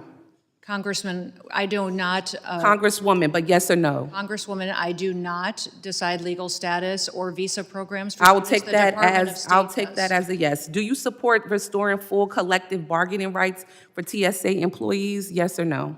Ma'am, currently today TSA does not have the Yes or ability no? to unionize. Okay, take that as a no. Do you believe that TSA workers should make a livable wage, yes or no? Yes, TSA workers are critically important to Thank our you for security that. Are systems you for our aware, are you airlines. aware that recent student visa revocations occur without due process or proper notification? Ma'am, I don't make a determination of status. Yes or The no? Department of State does I'm guessing that. you don't know? Okay. Do you believe that TSA workers have the right to better workplace conditions? Yes, absolutely. Okay, TSA great. Thank you for workers are that. incredibly Do you important believe to that our- students should have an opportunity to appeal before their visas are revoked? Yes or no? All processes are followed and that are set out as tools. I'm guessing and it's a no. Okay, processes one in more this last question in Congress. 9 seconds. Do you believe that that revoking collective bargaining rights for TSA workers affects their morale and job performance? Yes or no? I believe TSA is critically important. Okay, in I'll the take future that and as, they have maybe been- you don't know, maybe it's yes or no. Gentlelady's time has With that, I will- expired. I with now that, recognize yield. Mr. Gonzalez for 5 minutes of his questioning. Thank you, Chairman, and thank you, Madam Secretary, for doing a wonderful job. And it's been a breath of fresh air. A lot of people like to talk about the border. I represent a large part of the border. The places that are on TV are the places that you have visited, the places that I represent, like Del Rio, like Eagle Pass, like El Paso, other places, and y'all have done a fantastic job. I want to start with BORTAC. BORTAC has been, when we talk about how do we go out and apprehend these hundreds of thousands, if not millions, of convicted criminal illegal aliens that are a threat to all our communities, BORTAC is always the answer. I recently met with them. They're based out of Fort Bliss. They're in El Paso. They're always the ones that go out and are doing the heavy lifting. If I'd love to put this on your radar. I know you're making a lot of budgetary decisions, and the administration is. That facility is way, way outdated. For the work that they do, they need a new facility. And I know it's on Fort Bliss. If there's a way that we can work either through this committee or through the Appropriations Committee to find a way to give them the proper housing, just the proper headquarters that they need, I think this would be very critical in going out there. I'd love to hear your thoughts on BORTAC. Yeah, I spent some time with them as well down at Fort Bliss, and they do incredible work, and they don't just operate within their own agency, but also partner with other law enforcement agencies and meet needs around the country at a moment's notice. So their skill set is unique. Their specialty training is needed, and in fact, it needs to be expanded. We could use more teams like they have and give them more opportunities to continue to serve, because the skill set they bring to the table keeps people safer. And helps us meet the challenges with what we need to protect our officers out in the field and to make sure citizens are protected as well. So we'll certainly look at their facilities and see what we can do to strengthen the resources that they have. Thank you for that. They're just doing incredible work. Once again, every time there's a problem solved, BORTAC has a role to play, whether it's, on the back, the intelligence piece to it, helping with some of these task forces, or actually going out and apprehending folks. On that note, Uvalde is in my district. We had, a couple of years ago, we had one of the worst school shootings in history, certainly in Texas's history. And, it was BORTAC that neutralized that shooter. And so I want to talk about school safety a little bit. You've got children, you've got grandchildren, I've got children. That's one thing that I think can bring us all together, is just the safety of our children. And one area that I think goes unlooked is the Secret Service's role. As I've dived into school safety, Secret Service is at the heart of a lot of these solutions. And nobody thinks it in that manner. I'd love to get your thoughts. When it comes to school safety, what role do you think the Secret Service is currently playing, or can it play in helping solve some of these problems? Well, right now, Secret Service is underutilized, and they also are under-resourced. If you look through our reconciliation request and also fiscal year 26 budget request, there's additional dollars that are needed to really give Secret Service the tools, the training, and the resources that they need to meet every single situation that they're involved in right now. Obviously, they have the protectee units and agents that are out there on the ground protecting individuals, and the most powerful in the world, but also they have an investigative side that is a skill set that many other agencies like to tap into and ask them for insight into. So working to protect our kids are our future. They really are what America is going to be and is today for many, many years. So it's incredibly important that we use that skill set to give advice, wisdom, but also training to those individuals that secure our schools. You know, the Department of Education has a partnership with us in how we train school security officers, but also how we go out and support local law enforcement to respond to situations like you experienced in your home district.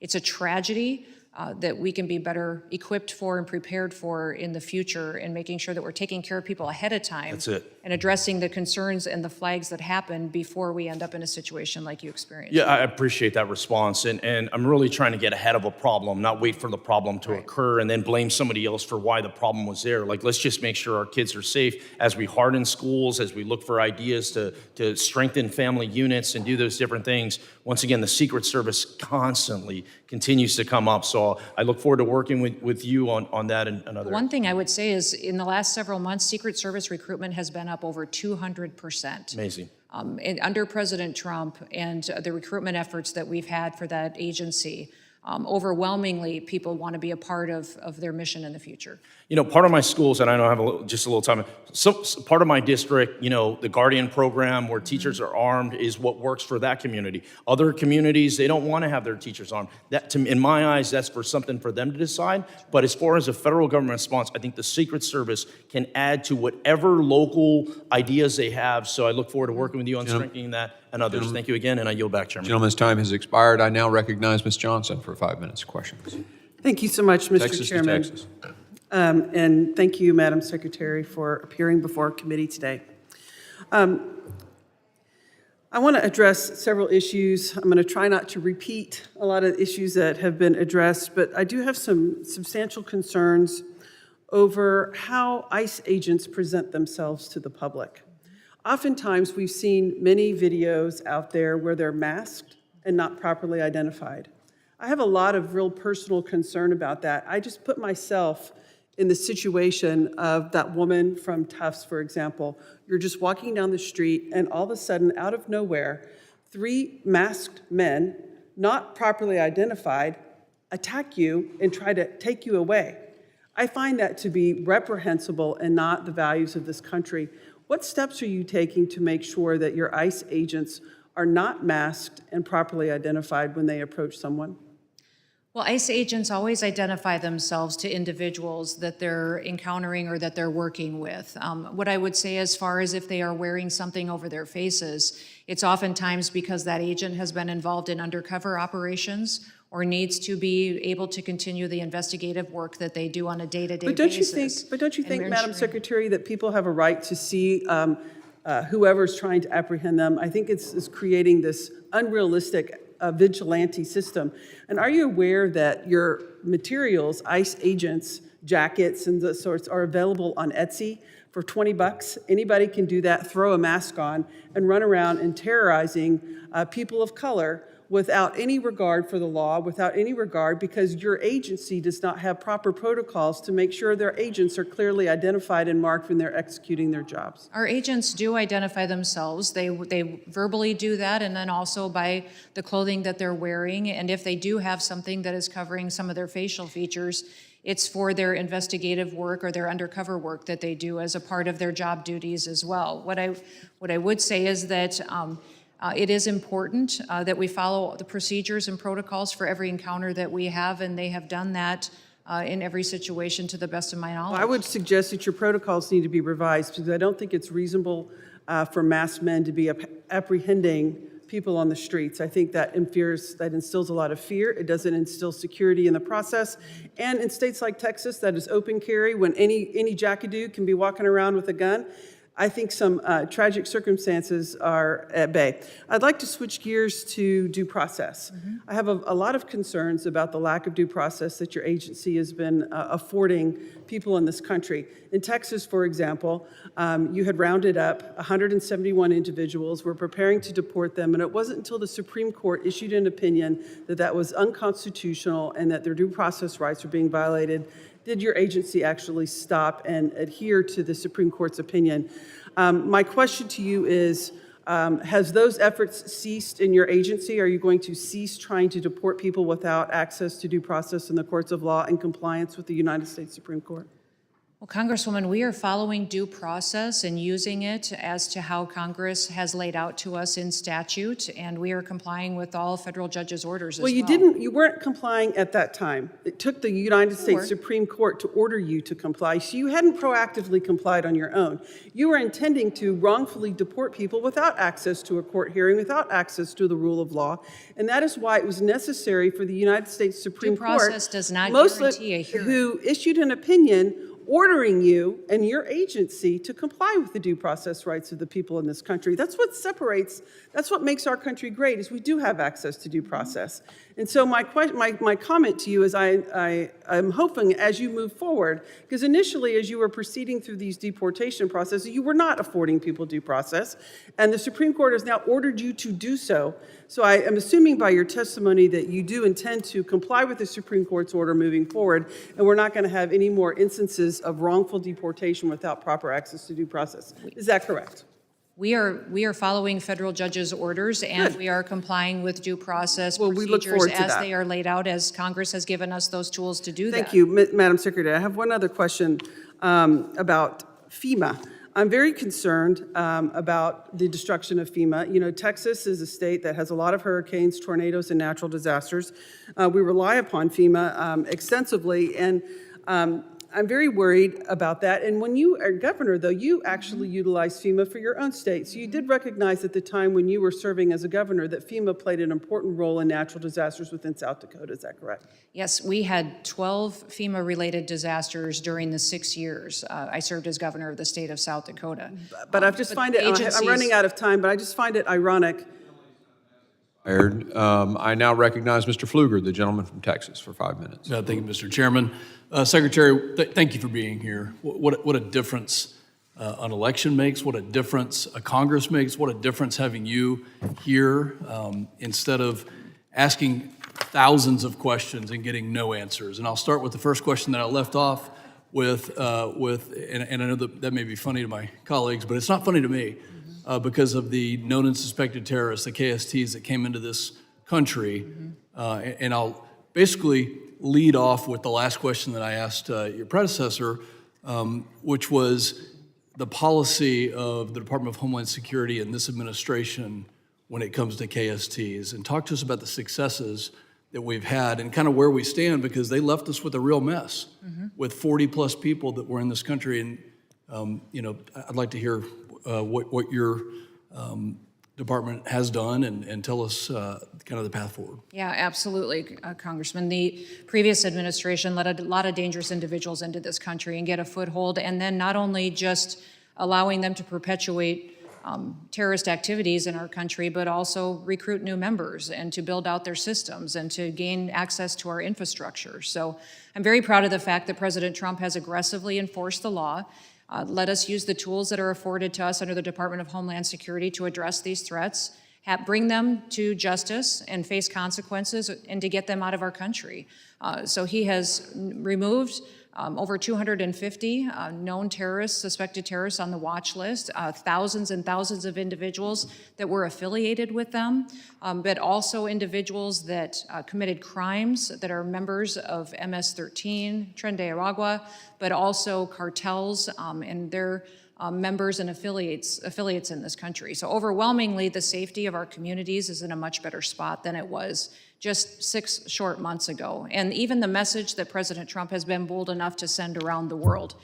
He specifically told me, Christy, if you're given this job, I want you to tell the world that America has new leadership, that we are enforcing our laws now, and that Americans get to be prioritized and their safety comes first. And if you want to break our laws and come to this country, don't even try it. And that has sent an overwhelming message to the world that they're adhering to. That's one of the reasons you see less encounters at the border, is because people are staying home in their home countries because now they know we follow our laws. The Mexican president and her team told me that they believe they've stopped over 600,000 people in Mexico before they even reached our border because they got the message they could no longer cross into the United States. So we don't even know the hundreds of thousands of people that simply were in the process and turned around because President Trump has been very vocal at sending the message to the world, don't come here if you want to break our laws and victimize our people. Well, the deterrent value of the policy, just enforcing the laws, has certainly been noticeable. I represent a district that includes part of your air and marine operations that flies drones out of San Angelo, Texas, and flies into the Gulf of Mexico, but also along the border. One of the issues that we faced in the previous administration was this huge number of known gotaways. Talk to us about the coordination with the state and local level. I also represent a piece of Fort Cavazos, and we have military personnel who have a designated area along the border. How is that process working for deterrence, but also to ensure there are no gotaways like we had? Well, there are known gotaways, and then there's probably hundreds of thousands, if not millions of people that we don't necessarily know how many of them are in this country. That because we had Border Patrol and assets and Coast Guard and ICE agents diverted into processing paperwork and facilitating illegal entry into our country, they weren't doing their security operations. They weren't allowed to do their jobs. People have talked about me being out on the front lines with all of our components and agencies. I'll tell you why I'm there. The reason I'm walking alongside them is because I want to understand their jobs, where they don't have the equipment that they need, what authorizations and authorities they need to do their jobs. And overwhelmingly, they appreciate the fact that they finally have a secretary that shows up to walk alongside them, one that rides with them and doesn't ride over them and doesn't listen to them and has never been out in the field. They want me to be with them, and they're proud of the fact that I don't mind representing them and their agency to the rest of the world, saying I'm proud of the work that they do. We have a lot of gotaways. We also have some we don't even know that are in this country yet, and that's probably what keeps me up at night the most, is the fact that we don't really know the dangerous individuals that may be in this country that we have to get out before something happens that jeopardizes our national security. Secretary, thank you for being here and for your service. Our country is safer having you at the helm. And Mr. Chairman, yield back. Gentleman's time has expired. I now recognize Mr. Hernandez for 5 minutes of questioning. Thank you, Mr. Chairman. Madam Secretary, hi. I represent Puerto Rico in Congress, and although we may disagree as to how, I do agree that disaster response in this country needs to be reimagined and made more effective. And I sincerely look forward to and hope to be a constructive partner in that respect. You know, nearly 8 years after Hurricane Maria struck the island, we have around $27 billion that have been obligated for Puerto Rico, yet only $4.4 billion have been dispersed. In the interest of time, I appreciate brief answers because there's a lot of anxiety in the island as to the future of these funds. Can you assure the people of Puerto Rico that these obligated funds are safe, regardless of any FEMA restructuring? That is the biggest concern that we have within FEMA right now is outstanding claims. And the worst thing the federal government can do is to say that there is a claim here, it's valid, that we are committed to fulfilling that responsibility. I'm sorry, in the interest of time, could you say yes or no? So those claims are something my team is going through right now and evaluating, and President Trump is committed I will to assume following that the through. answer is no, and I'll proceed to the next question, and I hope that we can work to make sure that those funds get to the people. Is it your department's view that the Puerto Rico government has done everything in its power to expedite the reconstruction process? Oh, I believe that Puerto Rico has been working hard to reconstruct and to put itself back together and partnering with the federal government as well. So is the obstacle in the disbursements FEMA's fault? The what? Is the obstacle in these disbursements FEMA's responsibility? I don't have the knowledge to know specifically where all the problems are with the response in Puerto Rico, although I do know that FEMA has not fulfilled the obligations it previously promised to the island. I'm going to shift to immigration in the interest of time. So you served as governor of South Dakota. Would you advise governors to give public assurances that federal immigration enforcement will not take place in their state? Would I advise to governors that they not? That they give public assurances that immigration enforcement will not occur in their states? No, I prefer that governors partner with us to make their states safer. I believe that the relationships that we have on the ground in many states is absolutely critical to making sure. So the that answer is no. communities You and would not families are advise them to protected. tell their constituents, no, there will not be any enforcement in this state. Would you have publicly told immigrants, as governor in your state, not to worry about deportations because your state wasn't a border state like Texas or California? I felt as though my state was a border state because we were every day impacted by the drug trafficking and the human trafficking that was coming over the border and had put a foothold in the state of South Dakota. Every state was dramatically impacted. Okay, so by the open border policies you of the would Biden not have told immigrants in your state, don't worry about deportation. You would not have said that. The laws need to apply equally to everybody. That's what is so discouraging about the previous administration is they picked winners and Okay, losers. so They that's, decided that, who the it question applied has been to answered, that's and fine. who it didn't. You That would doesn't not, happen you would anymore. not say that. You Now would the not, law- you now would the tell your laws- constituents, immigration laws will be enforced in this state, whether or not we are a border state like California or Texas. Laws will be enforced, absolutely. In January, the governor of Puerto Rico made an opposite claim. She told immigrants not to worry about deportations because we're not Texas or California. Days later, ICE conducted enforcement operations in immigrant neighborhoods in San Juan. Was that a responsible thing to say? I didn't hear her say that and haven't heard this before, but I believe that the partnerships we have with governors is extremely powerful in keeping their communities safe. That's a no answer. Was she aware, was she briefed by DHS about the immigrant raids that would happen in the ensuing days? I have no knowledge to that situation. What I will tell you is that every governor that I know of feels the responsibility of protecting their state, and they should be making the best decisions to secure their communities and their families that live there. And that includes telling people in their states or jurisdictions, the administration's policy is that there will be raids to detain people who were undocumented in their jurisdictions, not to tell them, don't worry, this will not happen here. I am not certain as to the situation you're speaking to. I'll get more information so that I can respond to you appropriately. But I'm not certain. hypothetically, I'm not as certain what governor, announcements would you have told the people of your state, the laws will be enforced here as in any other state?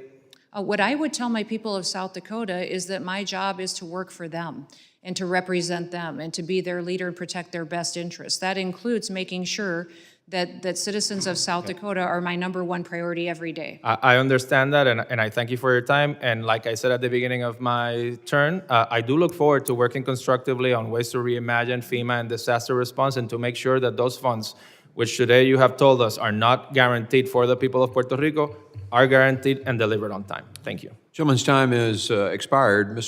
I now recognize Mr. Luttrell for 5 minutes of questioning. Thank you, Mr. Chairman. Madam Secretary, how are you today? I'd like to talk about the health and wellness of our operators, our DHS and immigration, everyone that's underneath your portfolio. I think the one thing that's often lost is that, you have military veterans in the room with you, and our role and responsibility was to put on a uniform in our body armor, and we deployed globally to fight terrorism. And we had to leave the country to do that. And the men and women under DHS, they put on their uniforms every day and deploy right out their front door. And that's challenging. That is a unforgivable, kind of space. And my focus in the veteran community and active duty service, as well as your department, is the health and wellness of our operators currently and after they leave the career. Can you shed some light on it? And to make another point, my lovely colleague from Texas was concerned about they cover their faces up and the kits that they wear, and I can understand that's aggressive. That's a posturing, and it's not. We don't get in gunfights every day, but the day that happens, you will appreciate the fact that you're wearing that uniform. And I'll also add, it's just, if you're presented with somebody that's got their face covered, that can be scary. I got it. But when you're dealing with terrorist organizations that are internal and on our borders, it's not the operator that they're going to go after. They'll take a picture of that face and go after the families. So it's anonymity for the operators too, which needs to be said because it's important to protect the men and women that work under your department. So if you will, please, can you kind of shed some light on me where we currently are now that you're the secretary for our health and wellness, cognitively and physically, and where we're going, please? Well, it is a concern for me, especially since we've seen an escalation in violence against our law enforcement officers, and specifically those even within the Department of Homeland Security. The aggression that they face every single day as a part of their job duties is something that we have to make sure that we recognize and that we have the tools to help them and their family be successful. So going forward and making sure that we're providing health care, but also mental health care is a priority of the department and this administration, recognizing that the previous administration let a lot of dangerous individuals, terrorists, and gang members and known cartel members into this country. And now, and they've recruited new members, and they've recruited homegrown terrorists that are citizens of the United States that are members of TDA now and MS-13 that present new and unique challenges. That is something that we have made a priority to make sure that we're equipping them, to prepare them for situations they're going to face with training and giving them the right equipment to protect themselves, but also when they step back from that line of duty, how we can help them be whole and go back and live a successful life with their family. What I would say is that it's difficult in areas of this country that were neglected for too long, especially in our Coast Guard.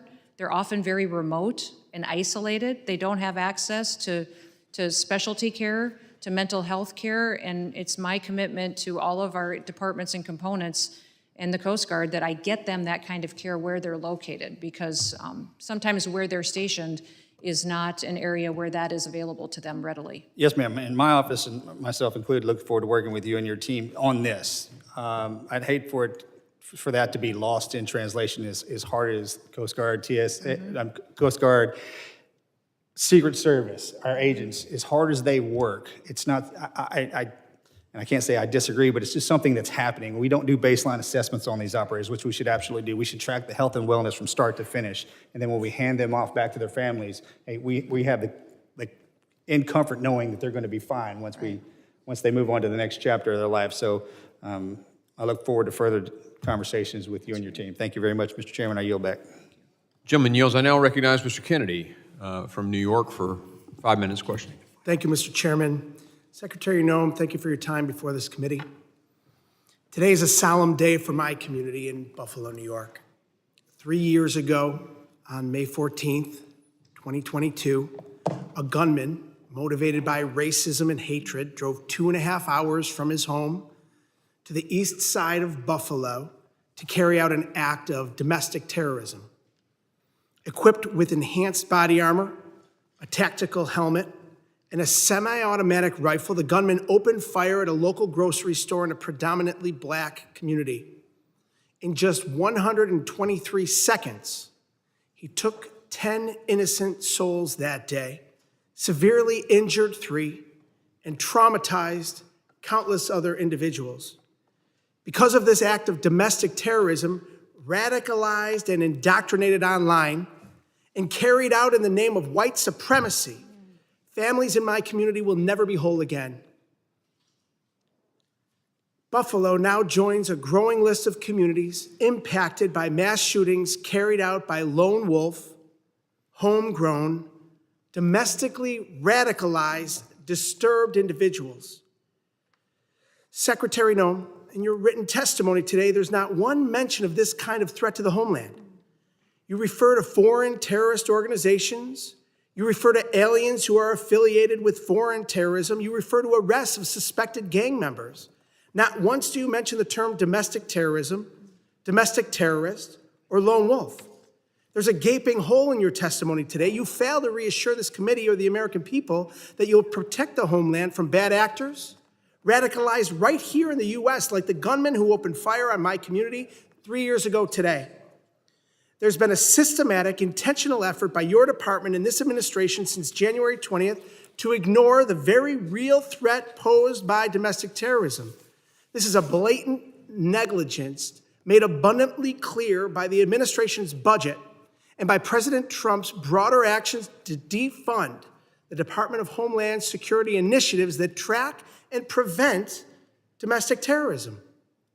The Trump administration's budget proposal for the Department of Homeland Security completely eliminates the Targeted Violence and Terrorism Prevention Grant Program, a critical DHS program dedicated to helping local communities, including law enforcement, to develop and strengthen efforts to counter attacks of targeted violence and terrorism, just like the racist Buffalo attack.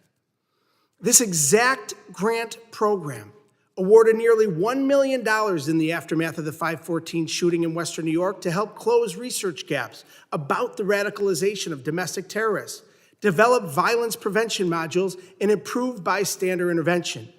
This program was also used to harden safety and prevention efforts in other communities that experienced targeted domestic terrorism, including a school shooting in Oakland County, Michigan, and a pattern of other domestic terrorist incidents.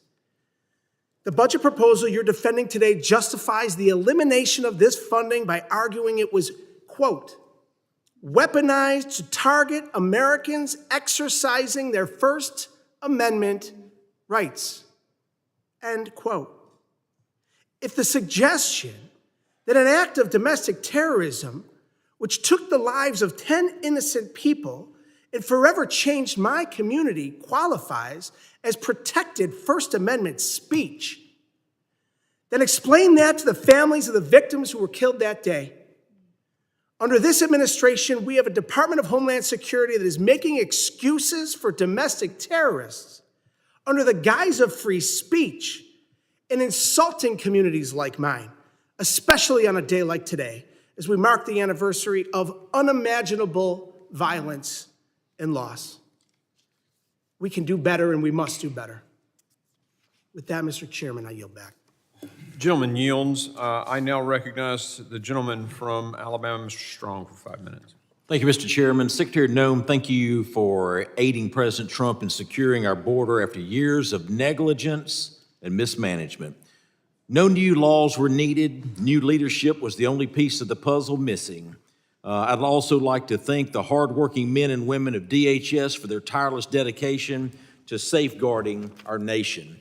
Last week, I spoke to the FBI Director Patel about a recent visit he had to Huntsville, Alabama, and Redstone Arsenal. We discussed the cost-effective location, distinct partnership opportunities, high quality of life for personnel, the remarkable talent pool, and available room to grow.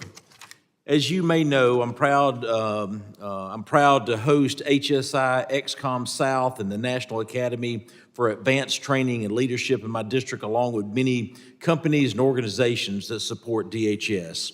I'd like to invite you to come see for yourself the phenomenal work occurring in North Alabama. Secretary Noem, I'm curious, are there plans to move DHS personnel and programs out of the Beltway and closer to the citizens they serve?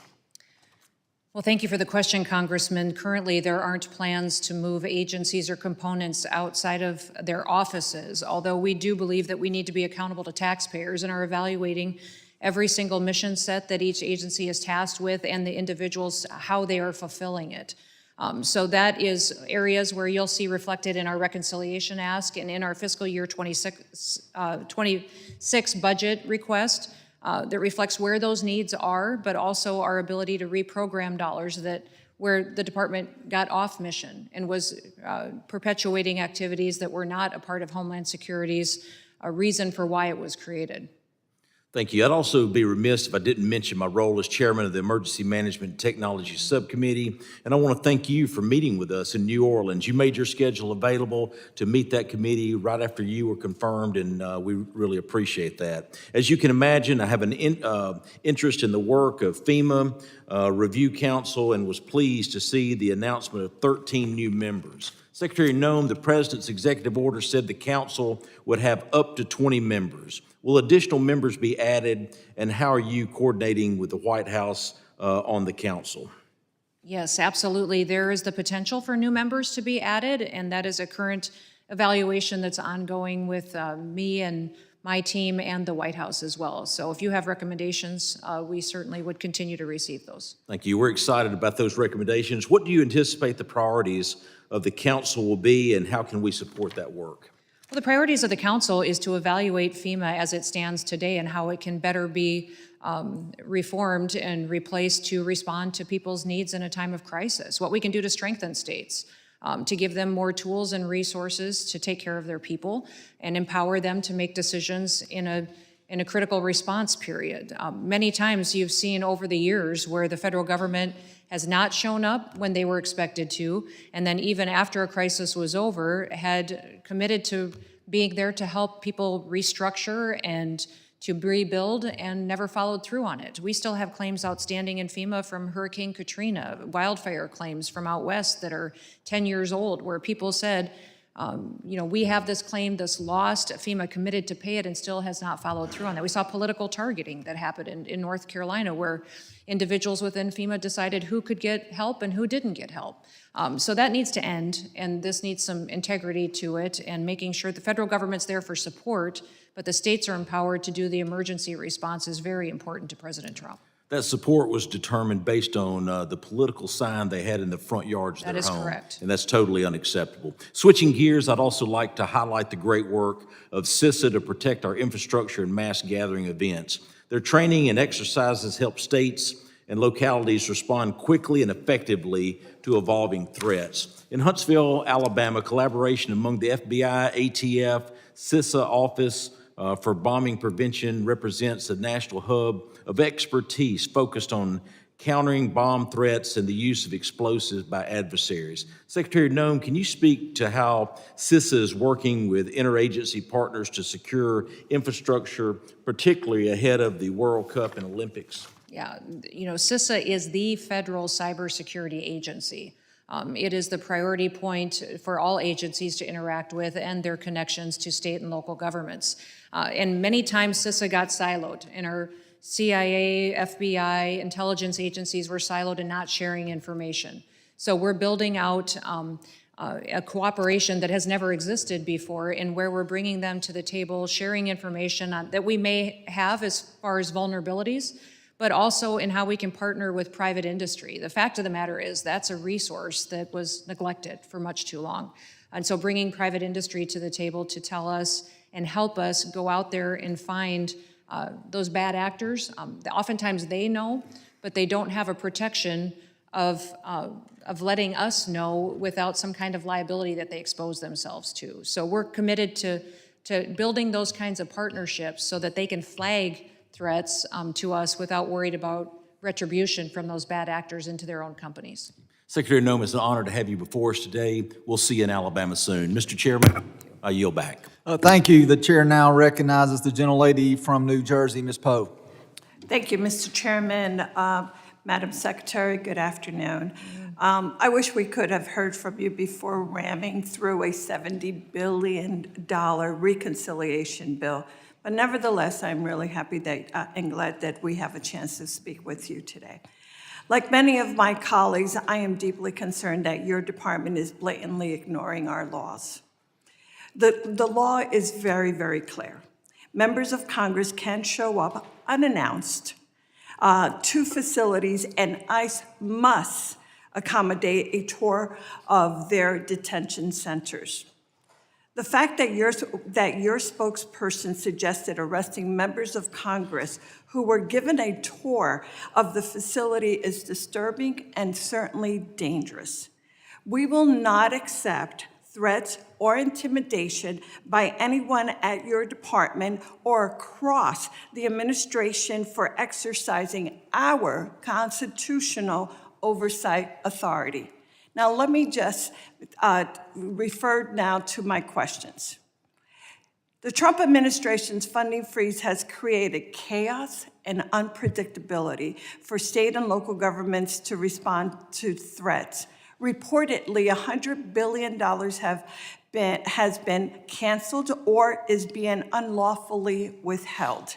You stated today that we are a nation of laws, yet you are actually violating the law. In our recent markup, I offered an amendment to prohibit DHS from delaying or withholding FEMA grant funding. Unfortunately, it was rejected by my GOP colleagues. As my district ramps up for the World Cup, our first responders and municipalities require resources today. By delaying and withholding grants like the Homeland Security Grant Program, you do not just create uncertainty, you undermine the ability of state and local governments to begin security planning for one of the world's largest sporting events. Right now, you are a month behind issuing guidance on this critical funding. Similarly, guidance has not been issued for the nonprofit Grant Security Program, which protects synagogues, churches, and mosques from threats. These delays harm our national security. Madam Secretary, when does your department plan for the Homeland Security Grant Program and the nonprofit Security Grant Program funding to be made available? Congresswoman, every grant under the Department of Homeland Security is being evaluated to make sure that it's following statute as required by Congress as to how it should be allocated and obligated to local states and communities. So as many of those grants were paused and evaluated, you've seen that they've been continued and put out, but if they were misappropriated into things that were off of the guidance of how the grant should be utilized, then it was changed. But these grants that have been obligated and should go forward have been continued. Thank you. Thank you. Let me just real quickly, because I know our time is it's nearing to a close. As you know, New Jersey is one of 11 American citizens that will, cities, that will host the FIFA World Cup matches next year. The final match will be held in my district in New Jersey. There will be tens of thousands of spectators at the final match and hundreds of thousands more attending Fan Fest throughout the northern New Jersey area. The World Cup is a time of international competition and celebration, but I worry about the chilling effect of the Trump administration's anti-immigrant rhetoric and America's ability to serve as a welcoming host. To add, the Trump administration is looking to reinstate and expand a travel ban targeting 43 countries for restrictions on entering the United States. Can you please tell us how you will ensure that fans traveling legally to the United States are not targeted for immigration raids? We are already working as an administration with the teams from all the countries that will come and be competing and their fans as well to process their paperwork and to help facilitate their travel to the United States. And as you've seen, the president has formulated a task force that will focus on holding this unprecedented event and doing it in the safest manner possible while adding hospitality to it and having people enjoy the matches and enjoy interacting with each other. And as you know, over 10 million people will attend the matches over that month-long period of time. Over 22 million people will interact through activities. You'd mentioned Fan Fest, and that is something that the Department of Homeland Security is tasked with. It's our responsibility to partner with local communities and cities that are the hosts, and we'll be working with your city as well to ensure that we're prepared for it, that we have the needs met, and that we are doing all that we can to secure each location. Thank you. I look forward to working with you in that regard. Thank you very much. Thank you, Mr. Chairman. I yield back. The chair now recognizes the gentleman from Oklahoma, Mr. Brukeen. Thank you, Mr. Chairman. Madam Secretary, it is so nice to see chaos and confusion and lawlessness being replaced by law and order. Thankful to you serving on this administration and implementing common sense. I don't know today that it was discussed, and if it has been, I missed it. The Colombian entity that was picked up in the last several days in Houston, convicted of murder that came across the border during the Biden administration, 21-year murder conviction sentence, and the very same ICE agents that were shoved and yelled and cursed at are the same ICE agents that are responsible for detaining and picking up this individual that was in the streets of Texas. You said earlier today in your testimony, discussing what happened in the last several days with colleagues even on this committee on the Democrat side, trying to go to a detention center. This is the same type of place, Delaney Hall, where you would find murderers and rapists, and like this Colombian entity, convicted of murder and is now in your custody. It's just madness that lawlessness is being perpetrated by even members of Congress. I want to switch gears. FEMA. There is great excitement, even as I'm talking to officials in Oklahoma who would love the opportunity to be able to make sure that the decisions for efficient use of taxpayer monies are implemented on the state level, knowing that the dollars will go farther, and knowing that you all, as you're discussing block granting, can you elaborate on current conditions, current status?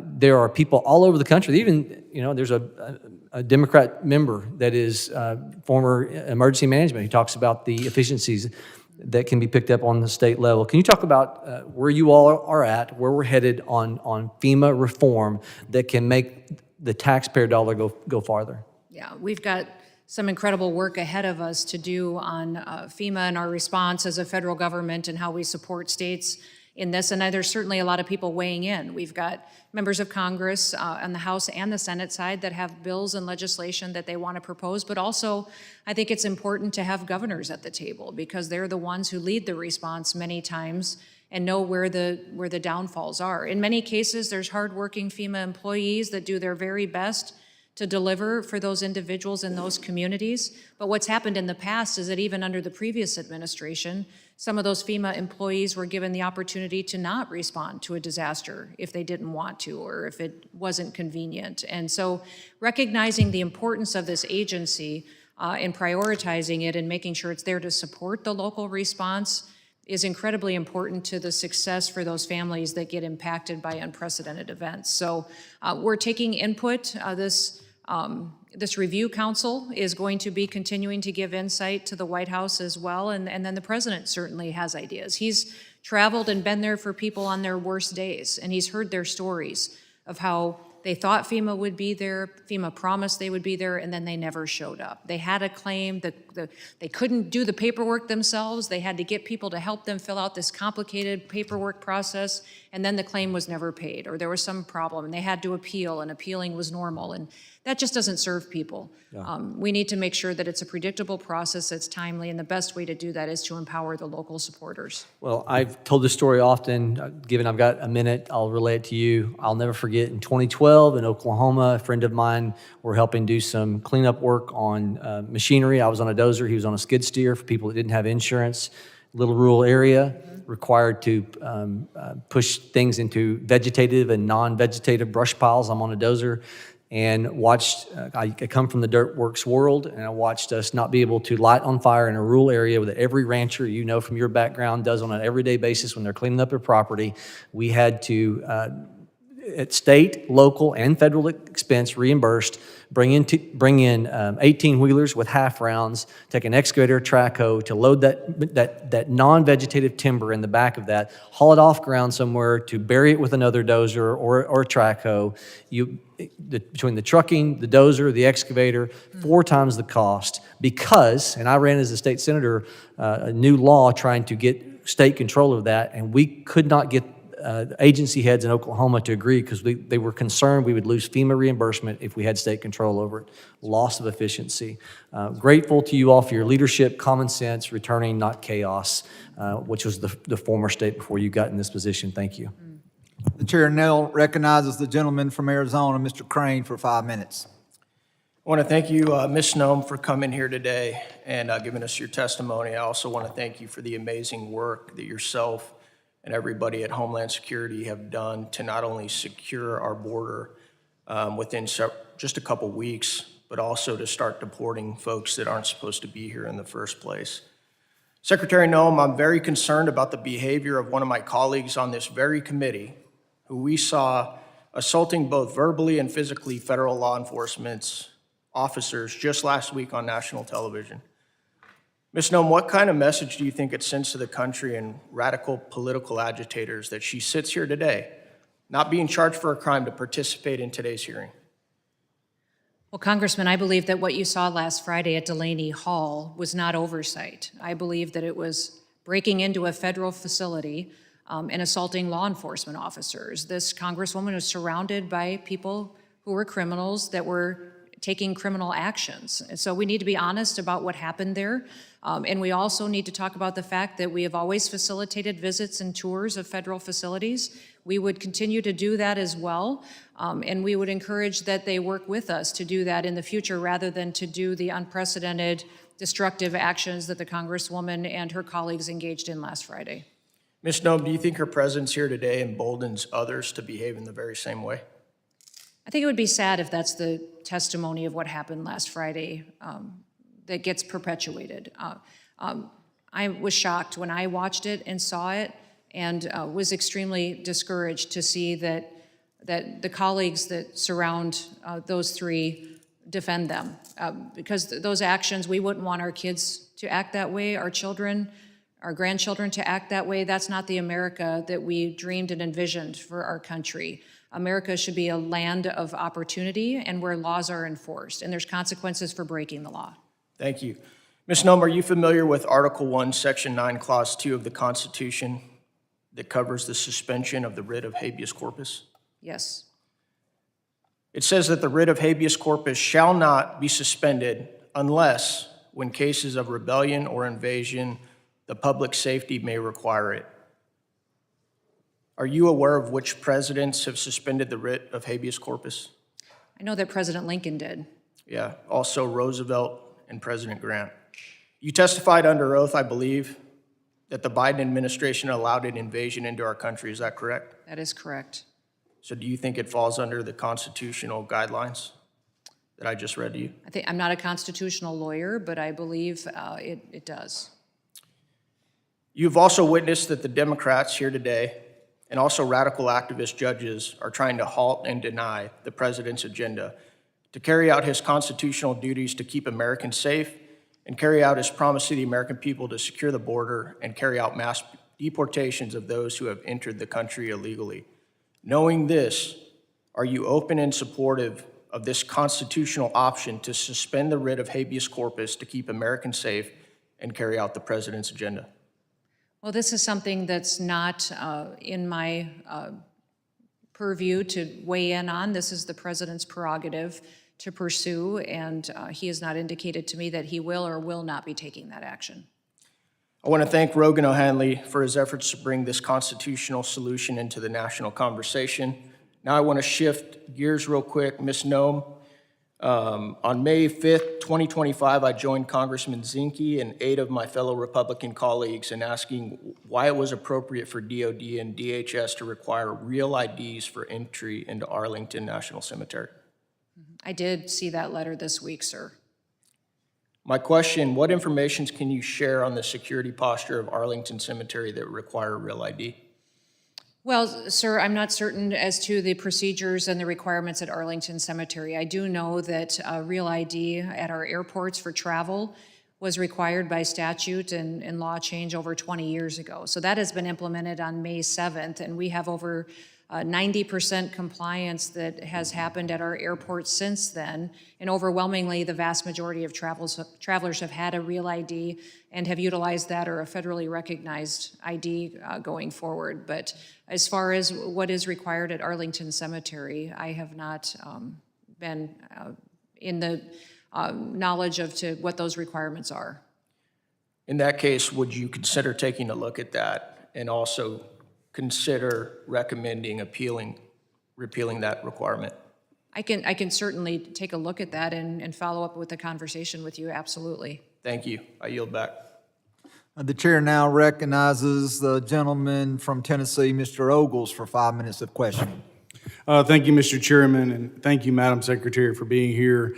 Mr. Chairman, we've spent the last few hours with some of our colleagues defending rapists, murderers, individuals who committed a variety of crimes, and yet I don't believe a single one has asked about the 300,000 children that have been lost in our nation.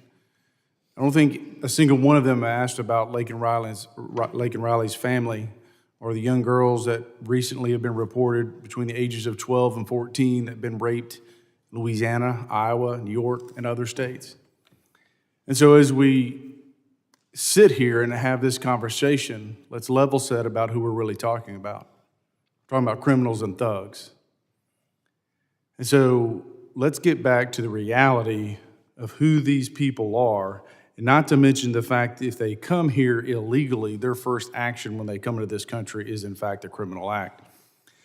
Now, Madam Secretary, we've heard a lot of misinformation and rapid fire. Let's see if we can't set the record straight on a few things. When it comes to detention centers and oversight provided to Congress, does that oversight provision allow members of Congress to break into detention centers? No, sir, I don't believe. Does that oversight authority give members of Congress the right to assault members of law enforcement? No, sir. Madam Secretary, is assaulting a member of law enforcement a crime? Yes. I would urge, Mr. Chairman, that this committee look into anyone in Congress who has assaulted a member of law enforcement and the respective actions be taken as necessary, looking at the totality of the circumstances. In regards to FEMA, it is my understanding, you can correct me if I'm wrong, upon taking the helm, you discovered that there were a variety of unpaid claims, some of those going back 10 to 20 years. Absolutely. It is also my understanding that under the vision of President Donald Trump and your leadership, you plan to change the response time from 10 to 20 years to 6 months. That is true. Madam Secretary, as someone who was formerly a county executive, whose one of my departments was in fact emergency management, I can tell you that it will be a necessary and very useful as states and communities look to be reimbursed. Let's turn to Nashville, which is part of my district. Under your leadership, Homeland Security and ICE has conducted a variety of raids. Recently, 95, I do believe, of which were arrested who had previous criminal charges, 31 of which were previously deported and snuck back into this country. One of those was a sexual predator. So again, let's level set as to who we are talking about. We're talking about criminals and thugs who have no business being in our country. That being said, instead of thanking you and your leadership and thanking the president, the mayor of Nashville criticized and attacked law enforcement verbally. He then instructed members of law enforcement to report any communication with federal authorities. He then directed the Police Community Oversight Board to direct citizens to file complaints against law enforcement if they cooperate with federal law enforcement. Considering we've seen a 400% increase against federal law enforcement, do these types of statements and actions by a municipal leader concern you? Yes, absolutely. They perpetuate the violence against law enforcement officers. And what happens many times then is that our agents within the Department of Homeland Security go into situations with no backup, with no local response of people who know the communities, know the routes, the roads, or the needs to emergency services that may be there. So it absolutely makes them much more vulnerable to a situation to which their lives could be in jeopardy. Yes, ma'am, and if a municipal leader is found to be aiding and abetting illegal immigrants to evade federal law enforcement, would that be a criminal act?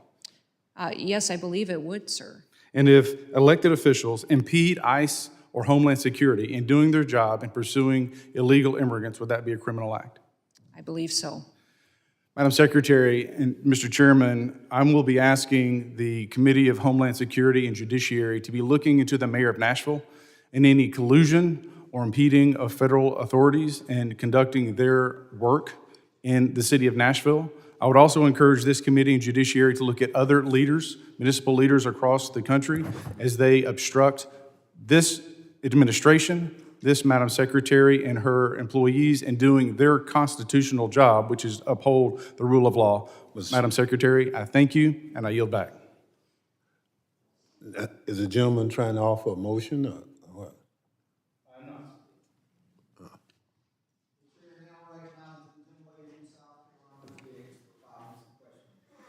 Thank you, Mr. Chairman, and thank you to Secretary Nome for being here.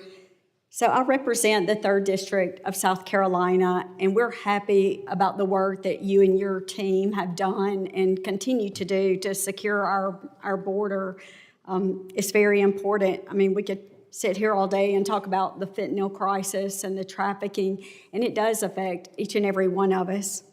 So you've made it clear that securing the border is not just a national security issue, but it's a financial one. Can you speak to how these enforcement gains translate into tangible cost savings for American taxpayers and counties in Middle America where local law enforcement have had to bear the strain of dealing with these cartel-fueled crime, and just as the fentanyl and the trafficking that I mentioned as well. Yes, the partnerships we've been able to build as a federal agency with local law enforcement and with state law enforcement has been key to helping make communities much safer in the last several months. Those state officials are so grateful to have someone come alongside them and help them address the public safety concerns and threats that they have and that they've been living with for the last several years.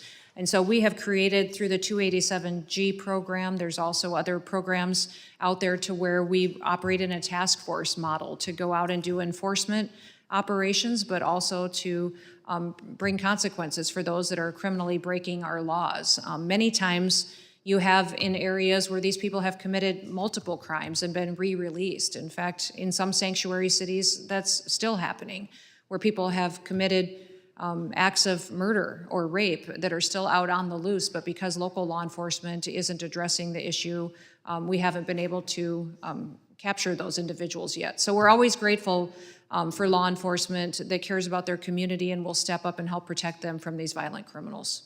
Well, great, thank you. And I know you've worked hard with Governor McMaster, and he appreciates your efforts as well. My next question, as part of your broader effort to return DHS to its core mission, are there specific TSA programs or administrative functions under review for potential reforms or streamlining or maybe even consolidation? Can you talk about that? Yeah, we're working to make to help TSA get the technology it needs to do better screening at airports and to make it much more streamlined for the passengers. I think everybody that I meet has some story of frustration that they've had at an airport or while traveling or in security lines. I would say just a few. But I would say that the technology needs that TSA has have been neglected for far too long. So having exit lanes covered by gates instead of individuals would streamline it and help us secure the systems faster, making sure that we have the processes in place to streamline luggage and passengers without the need to take things out of bags and to take off shoes are things that are possible, but we need to invest in them. And that would not only help our transportation security officers be able to focus on their responsibilities, but it also would make it a much better experience for families that are trying to use our federal air system. Well, thank you. I also serve on the Science, Space, and Technology Committee, and I look forward to hearing about what's around the corner as well with that committee. Yes, and thank you for being here. Thanks again today, and I yield back. The gentlelady yields. I now recognize Mr. McKenzie from Pennsylvania for 5 minutes. Thank you, Mr. Chairman, and thank you, Madam Secretary, for joining us here today. I would first like to start by thanking you for the incredible job that you've done securing our southern border in just the first 100 days of the Trump administration. Seeing a 90% decrease in encounters and apprehensions is an incredible job and is a testimony to your leadership and the leadership that we're seeing in this administration. There are two things that I would like to talk about today. First, sanctuary cities, and second, protecting American workers. What we see and hear in this committee today is the defense of violent, illegal immigrant criminals in our local communities. They are more focused on defending these violent criminals from deportation than they are on protecting American citizens in our local communities. And this plays out all across the country. In my local community in Northampton County, they have signed an Executive Order 2028, which bans ICE from arresting illegal immigrants when they're going through processing for a separate crime. And what this means in practice is that when ICE wants to go arrest a violent member of Tren de Aragua or a domestic abuser who is going through the processing in our local community, they cannot go inside that courthouse and actually arrest that person. They have to stake out the courthouse outside, taking up hours of resources from law enforcement, potentially leaving our community more vulnerable. If that person were to go out a different exit of the courthouse and escape into our local community, they would be free to rain terror all across our beautiful Lehigh Valley. So when we see people talking about due process, and when we hear about upholding the rule of law, there are people all across this country who want to defend sanctuary city status in violation of federal law. In violation of federal law, yet they want to stand here as hypocrites and say that they are doing the defense of due process and upholding the rule of law. So my question to you, Madam Secretary, is what can we do to hold these people accountable, elected officials which are placing Americans in jeopardy all across our country? Yeah, in sanctuary cities and states across the country, they tie the hands of us to respond to the needs of the local community members. In many of them, even our law enforcement agents can't do their jobs because they're not allowing them into state-run facilities or to courthouses or to areas where they could interdict these criminals that at times are often violent criminals. We had an instance just recently where a murderer that committed a murder has been on the loose in a community, and that is a sanctuary city, and we're not able to find this individual yet because we have a lack of cooperation from local law enforcement. It not only endangers the public, but it endangers those officers that go out there every day, and they live in those communities too. This is where their kids go to school and they go to church and where they live, and they're demonized because of the defense that these individuals and members of this committee on the Democrat side perpetuate by defending criminals over their constituents. And so it's disheartening, but the responsibility of immigration laws and enforcement lies with the federal government, and we will continue to pursue law and order as long as President Trump is in the White House. Well, I appreciate that, and I look forward to working with you to figure out how we can hold these local elected officials accountable to their actions, which endanger the safety of people all across our communities. Because ultimately, when we see bad policy like this, somebody is going to get hurt on the other end, and there needs to be accountability at the end of the day. The second thing I would like to talk about is protecting American workers. There have been numerous reports about how visas are being abused by foreign workers who come into our country, and then through things like the H-1B visa, for instance, are here doing short-term work as non-legal citizens, taking away jobs from American workers in places like the trucking industry. We've also heard about the hundreds of thousands of children that the Biden administration lost track of during their administration. Many of them were placed into forced labor and child labor situations and dangerous situations like meatpacking. So I would like to hear what the department is doing to crack down on these terrible behaviors and practices that went unchecked for many years during the Biden administration. Yeah.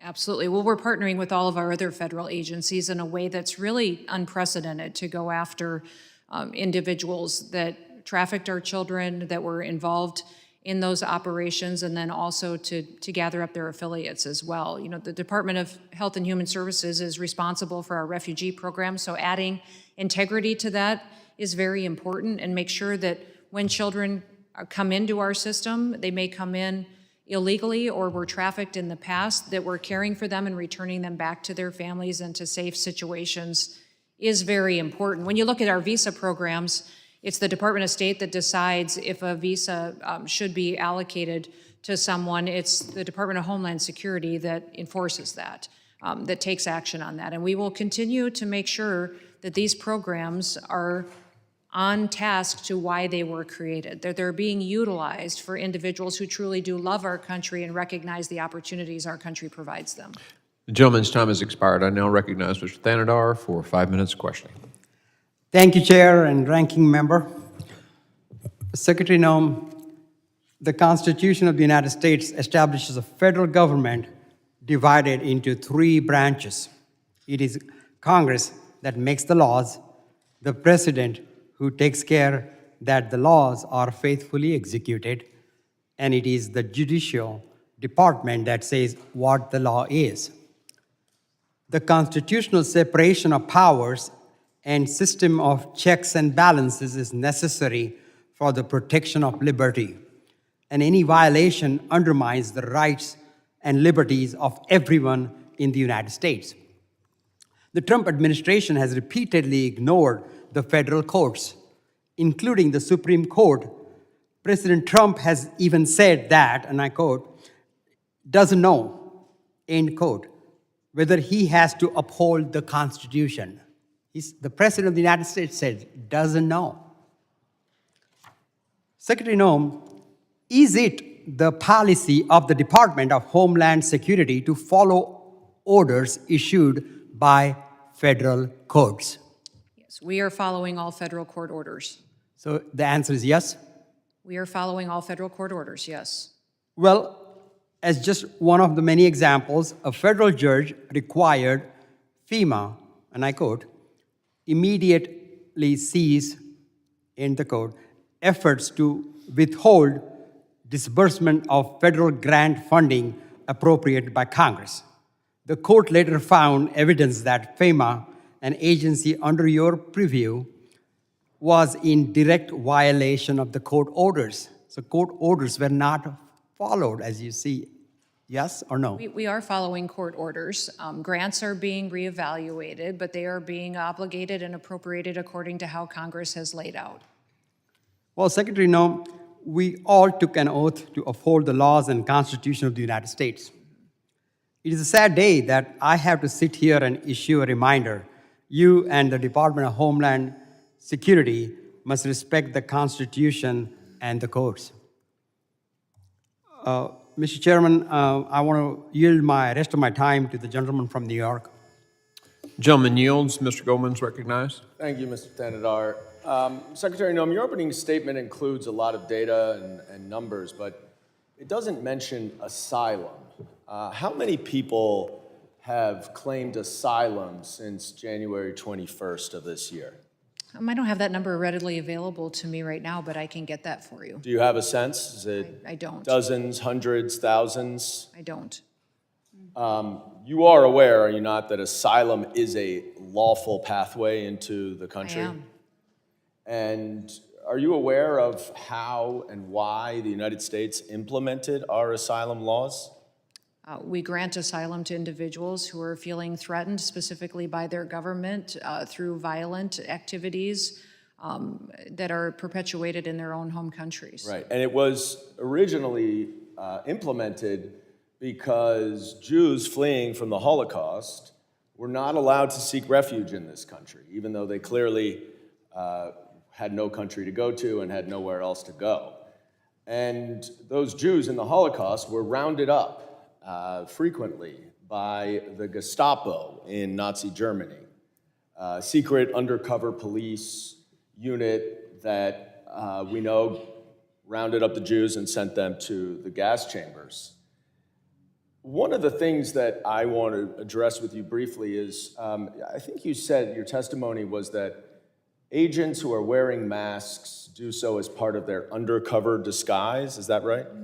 Said if the need arises to where they have activities that require them to be undercover at times or to protect their identity to continue their work and their duties. So if that an may be agent utilized. is conducting an arrest and approaches an individual without their mask on, and then when alerted to being videotaped, puts their mask on, that's not to protect their identity from the individual who's being arrested, right? It could be, Congressman. I don't know the specifics of the situation. Is it the you're policy of referencing, the but it Department of Homeland Security now that undercover ICE agents are permitted to wear face masks when executing their official duties? Sir, it is allowed that they can if protecting their Is it in the identity is an policies? imperative part Do you of address their- face masks in the I'll have policies? to look and see if it's in our written policies. Because I'm not it's certain, but quite it's ironic, and No. I agree with the administration that is trying to ban face masks from anti-Semitic protests on campus, and yet our own law enforcement are wearing face masks to hide their identities. We are implementing the exact That same is- policies that that is Joe Biden not- had in place for his. That is not any policy that I was did aware not of when I change any worked of with the the Department of policies. Homeland Security. Gentleman's time has expired. The gentleman's time has expired. I recognize Mr. Knott for 5 minutes questioning. Thank you, Mr. Chair. Madam Secretary, thank you for your testimony today. And as someone who worked with law enforcement at every level, I know the dangers that they face, and I know the reasons why they wear those masks. And equating ICE agents to anti-Semitic mobs is a disgusting analogy, and I'm sorry this committee just asked you those questions. But in regards to the threat that our country faces relating to the open border and the ill effects from it, I I can't help but hear the silence when we hear the other side of the aisle. There is no protest to the open border. There's no protest to, at minimum, 10 million, up to maybe 15 or 20 million people who came to the country. I worry in some ways that we are becoming desensitized to all of the problems because there are so many. You know, surges in overdose deaths from fentanyl, surges in violence. We see compounding numbers of people who are terrorists coming into the country. I've heard testimony from this very committee that there were dozens, if not hundreds of miles of border that were ordered to not be enforced over the last administration. So we don't know who's here.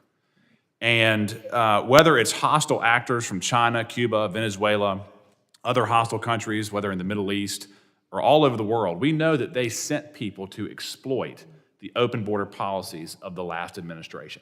Yes, drug trafficking, yes, human trafficking, yes, violence is all part of that, but so are threats that go well beyond that, you know, terrorist, national security threats, et cetera. And if we made perfect border policy from this point forward, we would still have a huge problem because of what the Biden administration did in your position. How can we as a committee help you get ahead of this problem and to make sure that the solutions continue to unfold years into the future, which is what will be required?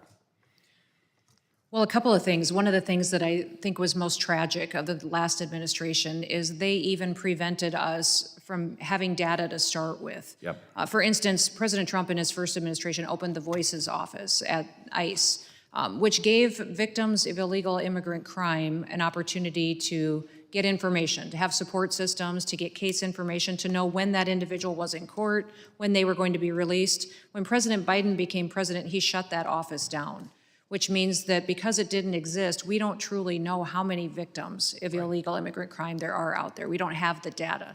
So continuing to have systems in place where you're bringing light to the fact that there are victims still out there and that people are still enduring criminal activity by illegal immigrants and that they shouldn't be prioritized over American citizens is very important. I would also say that making sure we have an opportunity to have the resources we need in order to do due diligence on enforcement operations and secure our border into the future is important, and then continue to highlight sanctuary cities and the danger that they are to our country, what they do to their families that live in them, that we aren't able to take enforcement actions that are efficient to really bring them justice. In terms of the task force officers, ma'am, that is obviously a program that I, as a federal prosecutor, used. It's a force multiplier in a very profound way. In terms of the numbers that are allocated to the department that you lead, do we need more task force officers? Is it fine where it is? Is there room to grow? What would you say? No, we're always looking for more partnerships. We have over 600 agreements in place now with state and local law enforcement agencies, which goes into over 6,000 officers out there that have been added to our ranks to help us out there with enforcement operations in states across the country. So now there is 6 states that this kind of partnership is not allowed. It's banned by the state government. So it would be helpful to have those addressed in those states so that we could form a partnership like this to compound our resources to really make sure we're bringing safety. It might be worth reaching out to individual counties at some point, because Yes, I know within those states, there are numerous counties who are furious about those prohibitions from the governor's mansions. Yes. So that would be something that we would love to talk to you about. Okay. And I'll close with this, ma'am. Thank you for the work you're doing. I worked under the Biden administration. It was overwhelming. And again, we have a serious problem for years to come just because of that 1 4-year term. And if we can be of service to this committee, please reach out to us. And again, thank you for the work that you and President Trump are doing. Appreciate I yield that. back. Thank you. Gentleman yields. I now, I think, recognize our last member making comments today. Mr. Garcia, you're recognized. Thank you, Mr. Chairman. Thank you for being here, Madam Secretary. And you said that you're committed to complying with the Constitution, which we of course all appreciate and think is important. Now, we all know that the Fifth Amendment states, and I just want to be very clear, that no person shall be deprived of life, liberty, or property without due process of law. The Fifth Amendment.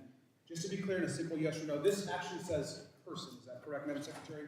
Correct. Thank you. And you are aware that person has been defined by the Supreme Court repeatedly multiple times means citizens and non-citizens. Simple yes or no, is that correct? Correct, I believe. Thank you. And in April 7th ruling just recently, the Supreme Court has reaffirmed, and I'll quote, It is well established that the Fifth Amendment entitles aliens to due process under the law in the context of removal proceedings. But of course, the Department deported 230 people to be imprisoned indefinitely in brutal prison. We've deported U.S. citizens, as noted today, children without proper protections. We've illegally arrested students, and we know that just one of these students was released just last week, and you were mandated to do so. Now, the Fifth Amendment is clear. Madam Secretary, you committed to uphold the Constitution, is that correct? Yes. Thank you. And you now, of course, commit to following the Fifth Amendment, is that correct? Yes. Thank you. Now, Madam Secretary, you are violating that amendment as we speak, and you are breaking your oath. You are deporting people, and the department is deporting people without due process. We cannot deport U.S. citizens. Without due process, there is nothing that Donald Trump could essentially be stopped in grabbing people off the street. That's happening today. Now, maybe someone in government might not like your tattoos, maybe they don't like how somebody votes, maybe they don't want to see how someone represents your constituents in Congress, but if you can't see a judge, no one can protect you, and I hope that you and I and everyone here can agree with that. And apparently, not even the Supreme Court actually matters when it comes to the case, of course, of Kilmar Garcia. But let's remember that we're not just deporting people, we're sending some of them to be locked up in one of the most dangerous prisons in the world. Now, Madam Secretary, you've heard this case today, but I have to speak about it one more time. I think it's really important. This is Andrew Romero. He had an appointment to come to this country to claim asylum. We gave him that appointment. The United States government gave him his asylum appointment. He comes for his appointment. He passes a credible fear interview. He's a gentle person as described by his family. He's openly gay. He was leaving his country for persecution of being gay. He did everything right, claimed asylum, that was legal. And then we sent him to a dangerous prison at the border with no due process. There are claims about his tattoos. He has his parents' names on his tattoos and 2 crowns that relate to a festival back in his hometown. We are paying to lock this young gentleman up forever. What I would ask is the ambassador in El Salvador, we have asked for proof of life of Andrew. He has had no access to lawyers or family since he has been taken over a month now. No one knows if he's even alive. His mother just wants to know if he is alive. So my ask to you, Madam Secretary, is the same that I asked the ambassador. Can we do a proof of life check on Andrew just to see if he is alive? Congressman, we are utilizing the tools that Congress has given us to apply due process to individuals. We are doing that for every person, and we are making sure that we're following what you have given us as far as guidance and how things should be implemented. Would you commit to just letting his mother know, as a mother to mother, if Andrew is alive? He was given an asylum appointment by the United States government. We gave him an appointment. We said, Andrew, come to the border at this time to claim asylum. He was taken to a foreign prison in El Salvador. His mother just wants to know if he is alive. Can we check and do a wellness check on him? Our asylum applications are different than the granting of asylum, and I don't know the specifics of this individual case. This individual is in El Salvador, and the appeal would be best made to the president and to the government of El Salvador on this. We've This made is that. not under my jurisdiction, and I Madam don't Secretary, have. you have said that CCOT in El Salvador is one of the tools in the toolbox that you have. You have said that and has been quoted as saying that. You and the president have the ability to check if Andrew is alive and if not being harmed. Would you commit at least into looking and asking El Salvador if he is alive? This is a question that's best asked to the president and the government of El Salvador. And I think you know very well that you could ask that question. What you are choosing to do, Madam Secretary, is disregard this young man's life, this young man's family, who was given an appointment by the United States. I think it is shameful that you won't even request to see if this young man is alive. His family has no idea, has no access to lawyers. I would hope that we would have the humanity to just check if this young man is okay. With that, I yield back. It's shameful. Gentleman yields. And I think we've covered everyone. Mr. Ranking Member, you're recognized for a closing statement. Thank you very much, Mr. Chairman. And I'd like to associate myself with Mr. Garcia's statement. I can't believe that we would send somebody or anyone from our country somewhere else and say, well, we cut off all communication. We're a better country than that. And I just thank Mr. Garcia for raising that question. Secretary Nome, at the start of this hearing, you stood here and took an oath to tell the truth. the whole truth and nothing but the truth, so help you God.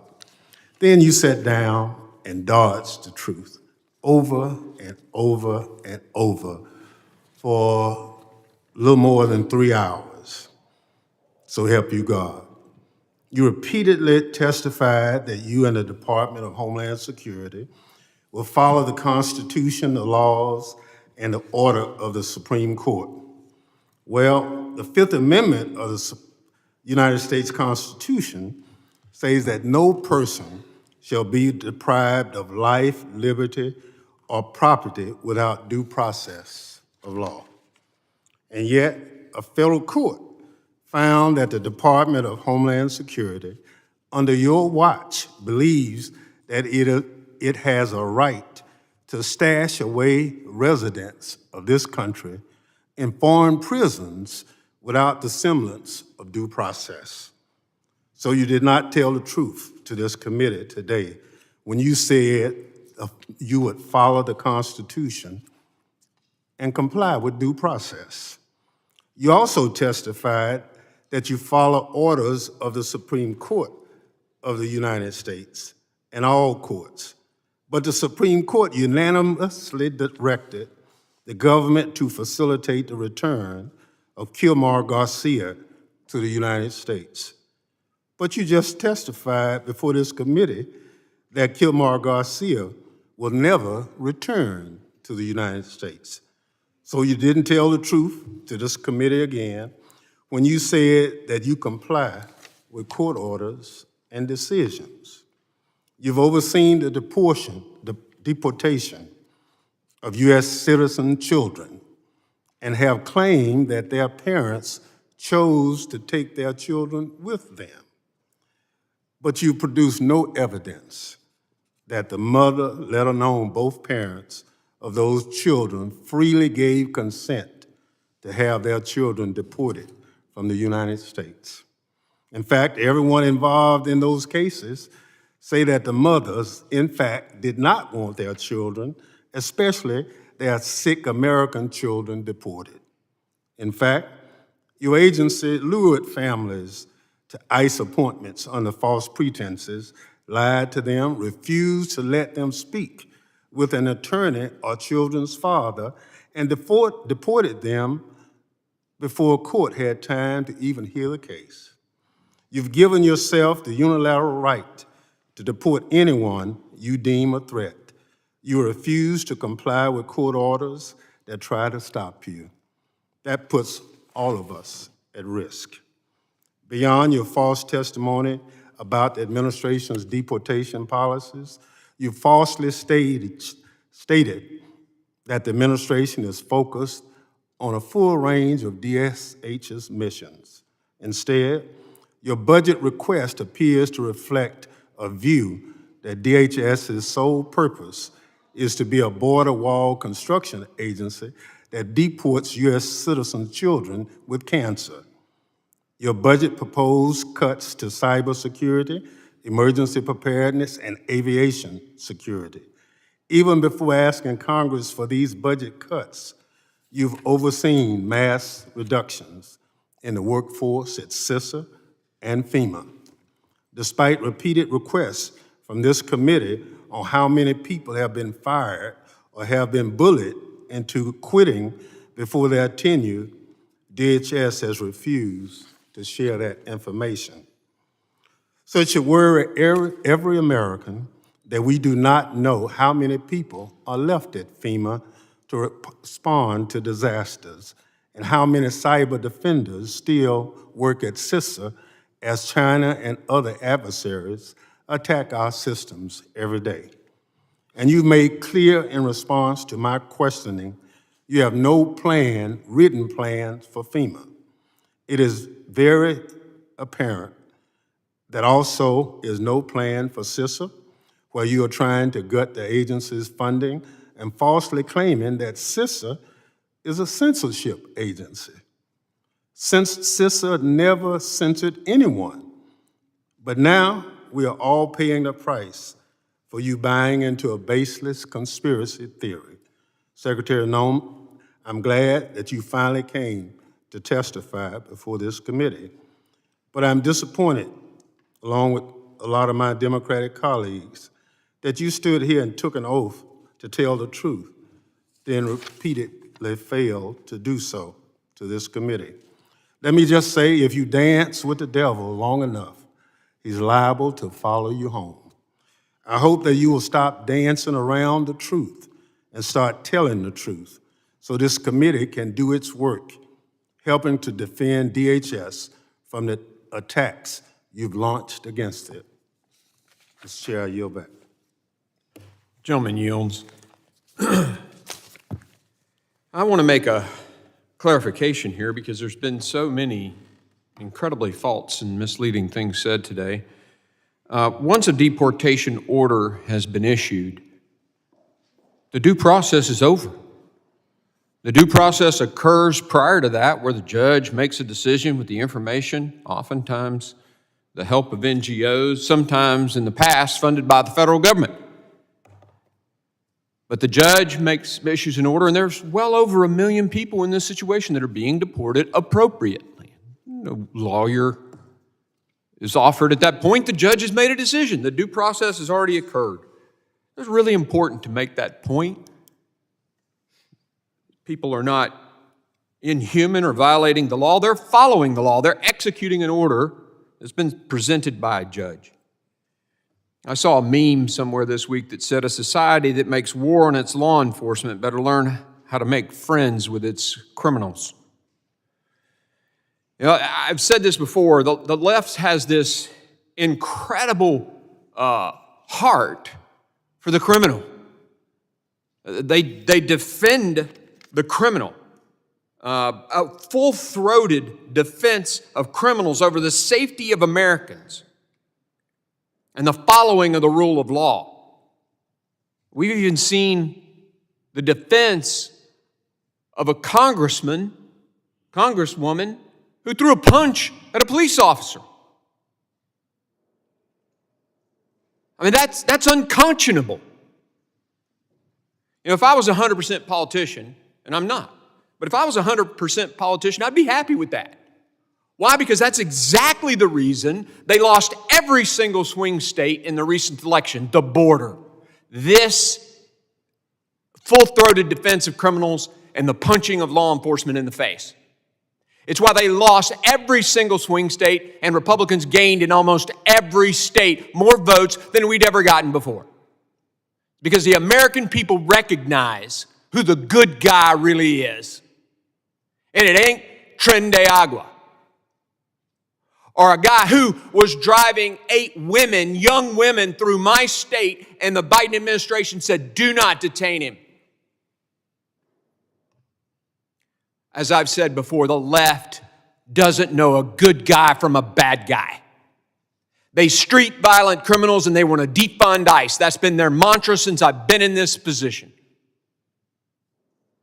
It's ridiculous.